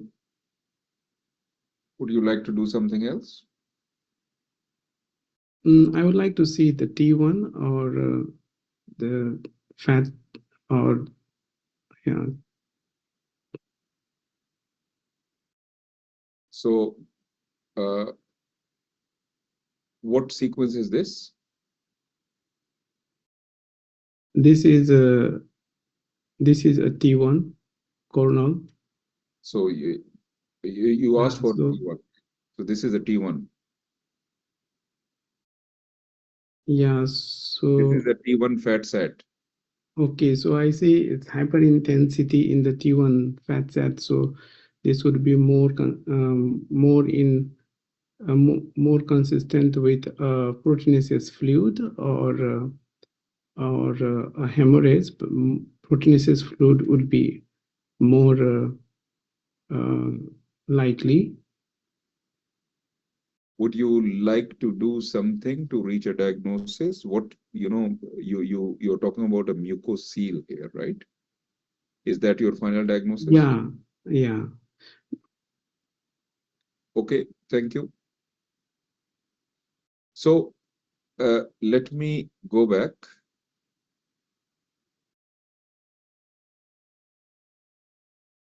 to the PowerPoint.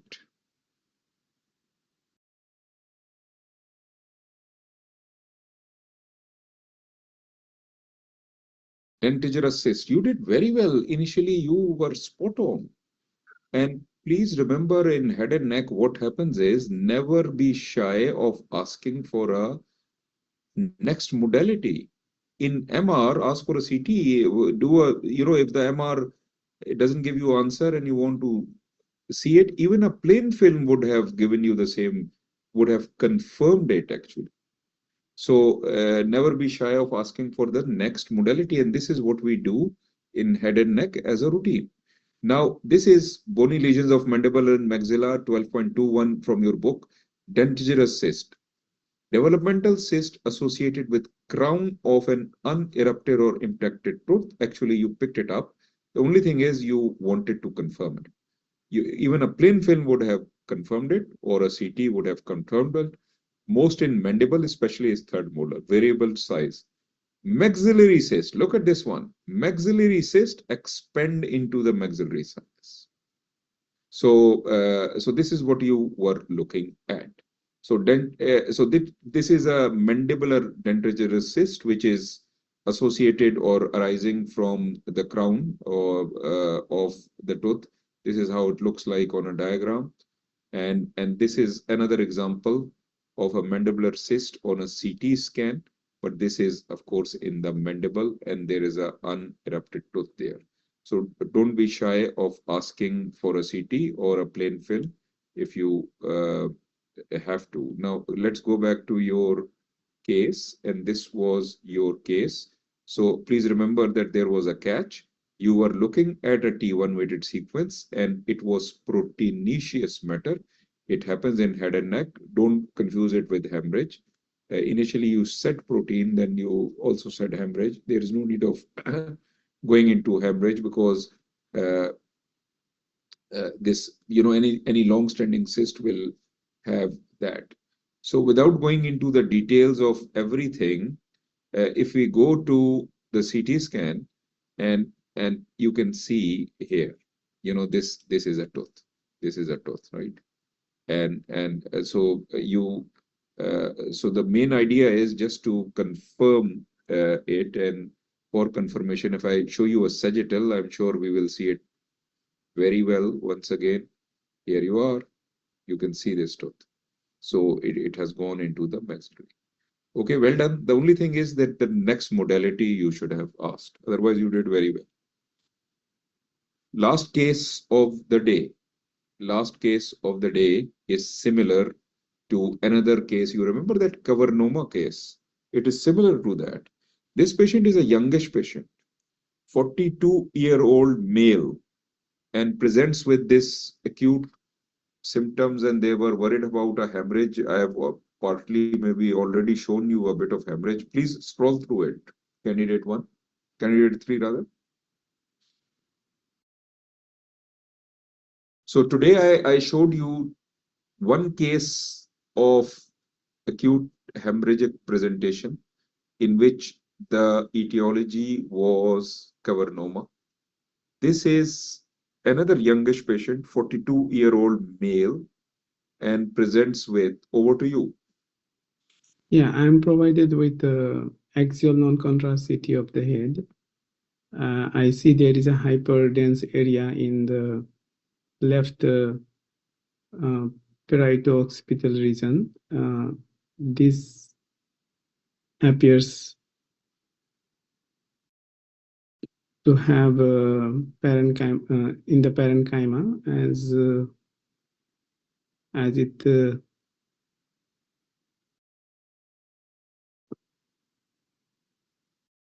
no, I suspect that this is in the along the sylvian along the sulci, as well as in with the parenchymal extension,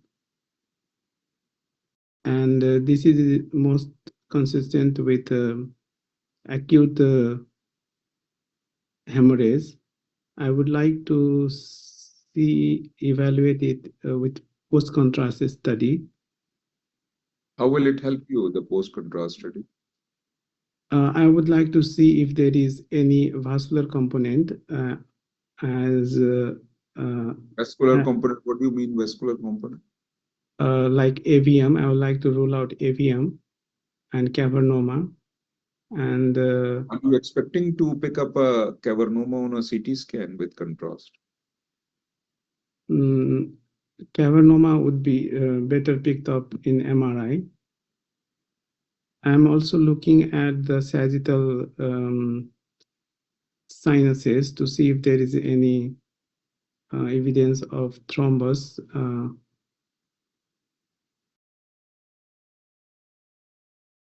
What will you like to do next? We can do MRI with post-contrast.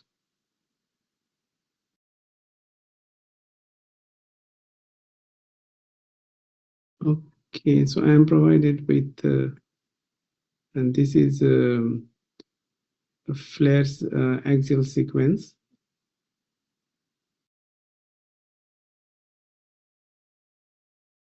Okay, I can see hyper intense area in this region, and okay, I'll show you more sequences, but just yeah. give me the mouse. Leave the mouse for me now. So I'll show you. Let me show you quickly that this is the SWI sequence, and what is happening in the SWI? In the SWI, there is a marked blooming artifact, which would be right. consistent with hemorrhage and blood right. products. Yeah. Now, so we have got a T1 here, and on T1, because the hemorrhage was very acute, it is not very high signal. It is not a subacute hemorrhage. But then we have got a, I'll go back to the flare. Now on this flare, this is the hemorrhage. Something else is visible here. What do you think is happening here?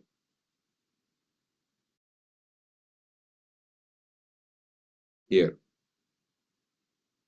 Okay, I see there is a dural thickening, and yeah, and it's on the both side. So I would like to see if that is enhancing or not. To see if and if it is enhancing, then that could be dural metastasis or meningitis.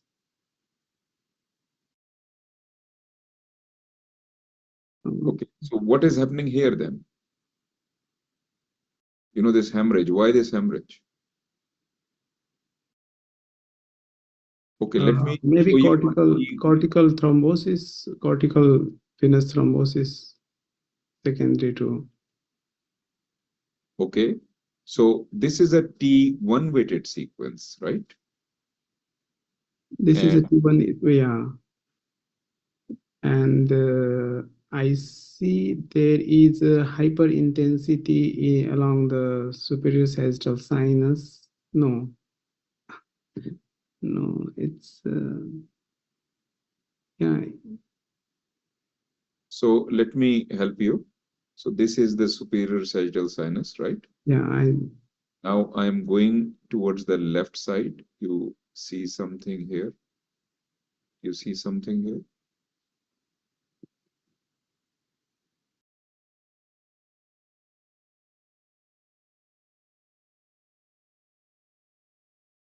There see is the, hyper intensity. So that could be a clot. where is this clot? It is moving, so it could be in the cortical vein. I mean, in the cortical, one of the cortical How veins. can you correlate this with the finding on the flare sequence, where you picked up bilateral, that dural thickening?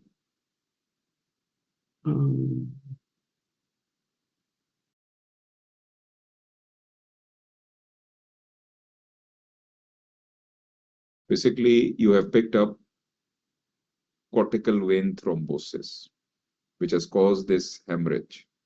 But there is another finding sitting anteriorly. Okay, let me That read. could be That could be, say again. Infectious as well. I'm not sure. Okay, well done. I will let me conclude the case. So this was cortical vein thrombosis, but with that, this was associated with intracranial hypotension. And so two different findings in the same case. So just a recap of anatomy. I'm not going to go into the details of dural venous sinus. Dural venous sinus thrombosis, etc. There are unusual presentation is what the examiners are talking about. They will show you plain films in which, the internal cerebral veins are hyperdense and things like that. So this case is slightly different. So let's go back to the concepts of it. Now, this is the superior sagittal sinus, transverse sinus, and there is a concept of cortical veins. Now, this cortical vein, the superior one, vein of Trollard, superior anastomotic vein, and this vein of Lebbe, inferior anastomotic vein. Please remember, there is too much variation, so don't think that in each and every patient it will look like this. This is, right vein of Trollard. This is the left one. But if these veins are thrombosed, they are small, right? But they will cause a venous infarction. And venous infarction is hemorrhagic. The surface or the cortex will always be involved. So whenever, what we have learned today, because I showed you a cavernoma case, now we are looking at a cortical vein thrombosis. Of course, there will be cases in which it will be sitting next to the sagittal sinus, and that will be sagittal sinus thrombosis. Now, key point to remember is that the cortical veins, it's very difficult to image them, and MR is the key. Because on a CT venogram, they are so small, even if they are thrombosed, because you don't know, they should be sitting there because it's not a set anatomy, you will miss it. You won't see it. So on MR, try to look for them on each and every sequence. I've got very good cases. Maybe next time I'll show you one in which we picked it up on a flare sequence. And because the thrombus was sitting inside, like a hyperdense vessel sign type of a thing.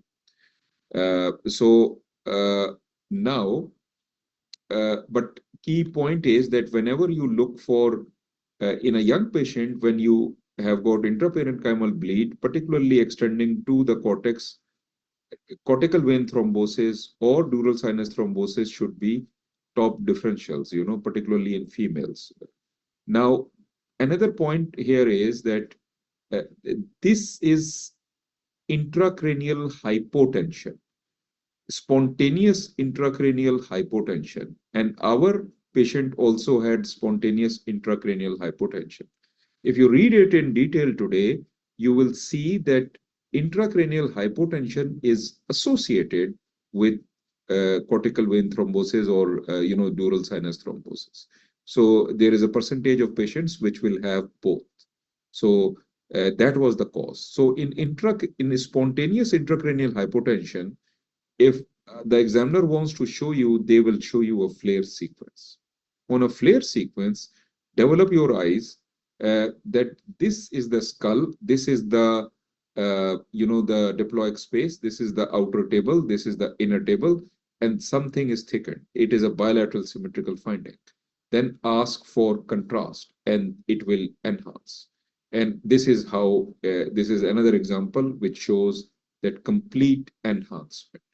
And with that, the Monro-Kelly hypothesis, what is the pathophysiology of intracranial hypotension? I have covered it many a times. Let me repeat it quickly.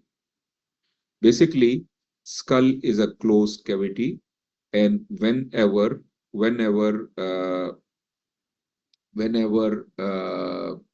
there is what we call if there are three things in the skull cavity. One is blood. Blood is within the vessels. Then it's CSF, and the third thing is water. Water is within the parenchyma of the brain. If something decreases, another thing has to increase to compensate for it. In spontaneous intracranial hypotension, what happens is that because of unknown reason, there is CSF leak. At times, the reason is known. For example, an LP or surgery or whatever.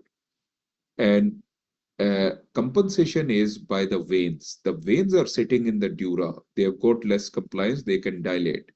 The dilated veins will give you an appearance of dural thickening. And when you will give contrast, they will enhance. Similar concept is asked in head injury, where what happens is that because of edema in the parenchyma, the vessels are compressed, and that is why ischemia develops. So these are two different, presentations which can be asked in the exam, and this,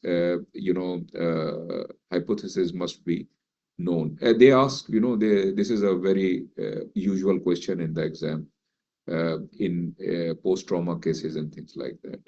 So in your book, there is meningeal enhancement, dural enhancement, pachymeninges with dura and arachnoid, and it will have intracranial hypotension as one of the causes. So this case is with contrast, and you can see a lot of enhancement. Other signs like sagging of the midbrain, etc., will also be seen. Now, let's go back to the case, which is this one. So here, if you go back here on the CT scan, the key point is that this was a hemorrhage which was extending to the cortex.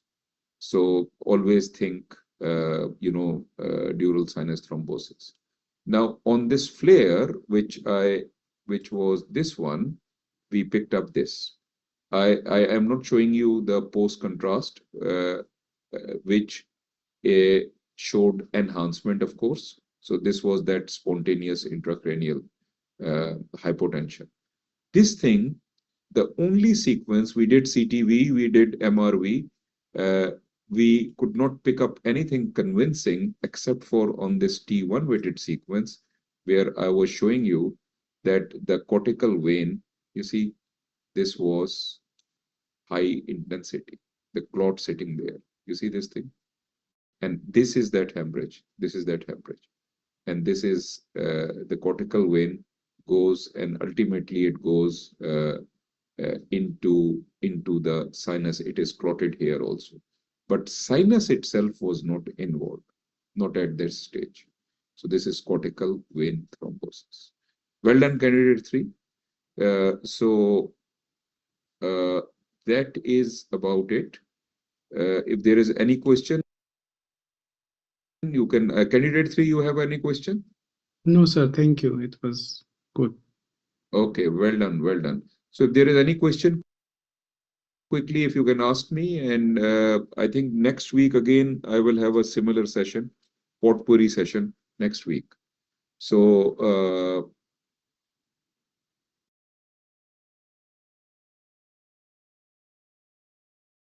thank you.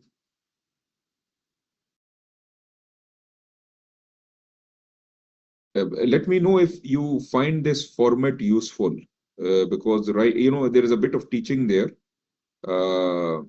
and it might be quite intensive, but I feel that it goes to, you know, Viva and then the basic A to Z type of teaching, right? So many of you are interested in these kinds of sessions. Okay. So next session, in any case, I am going to do a potpourri next week, and then we will see.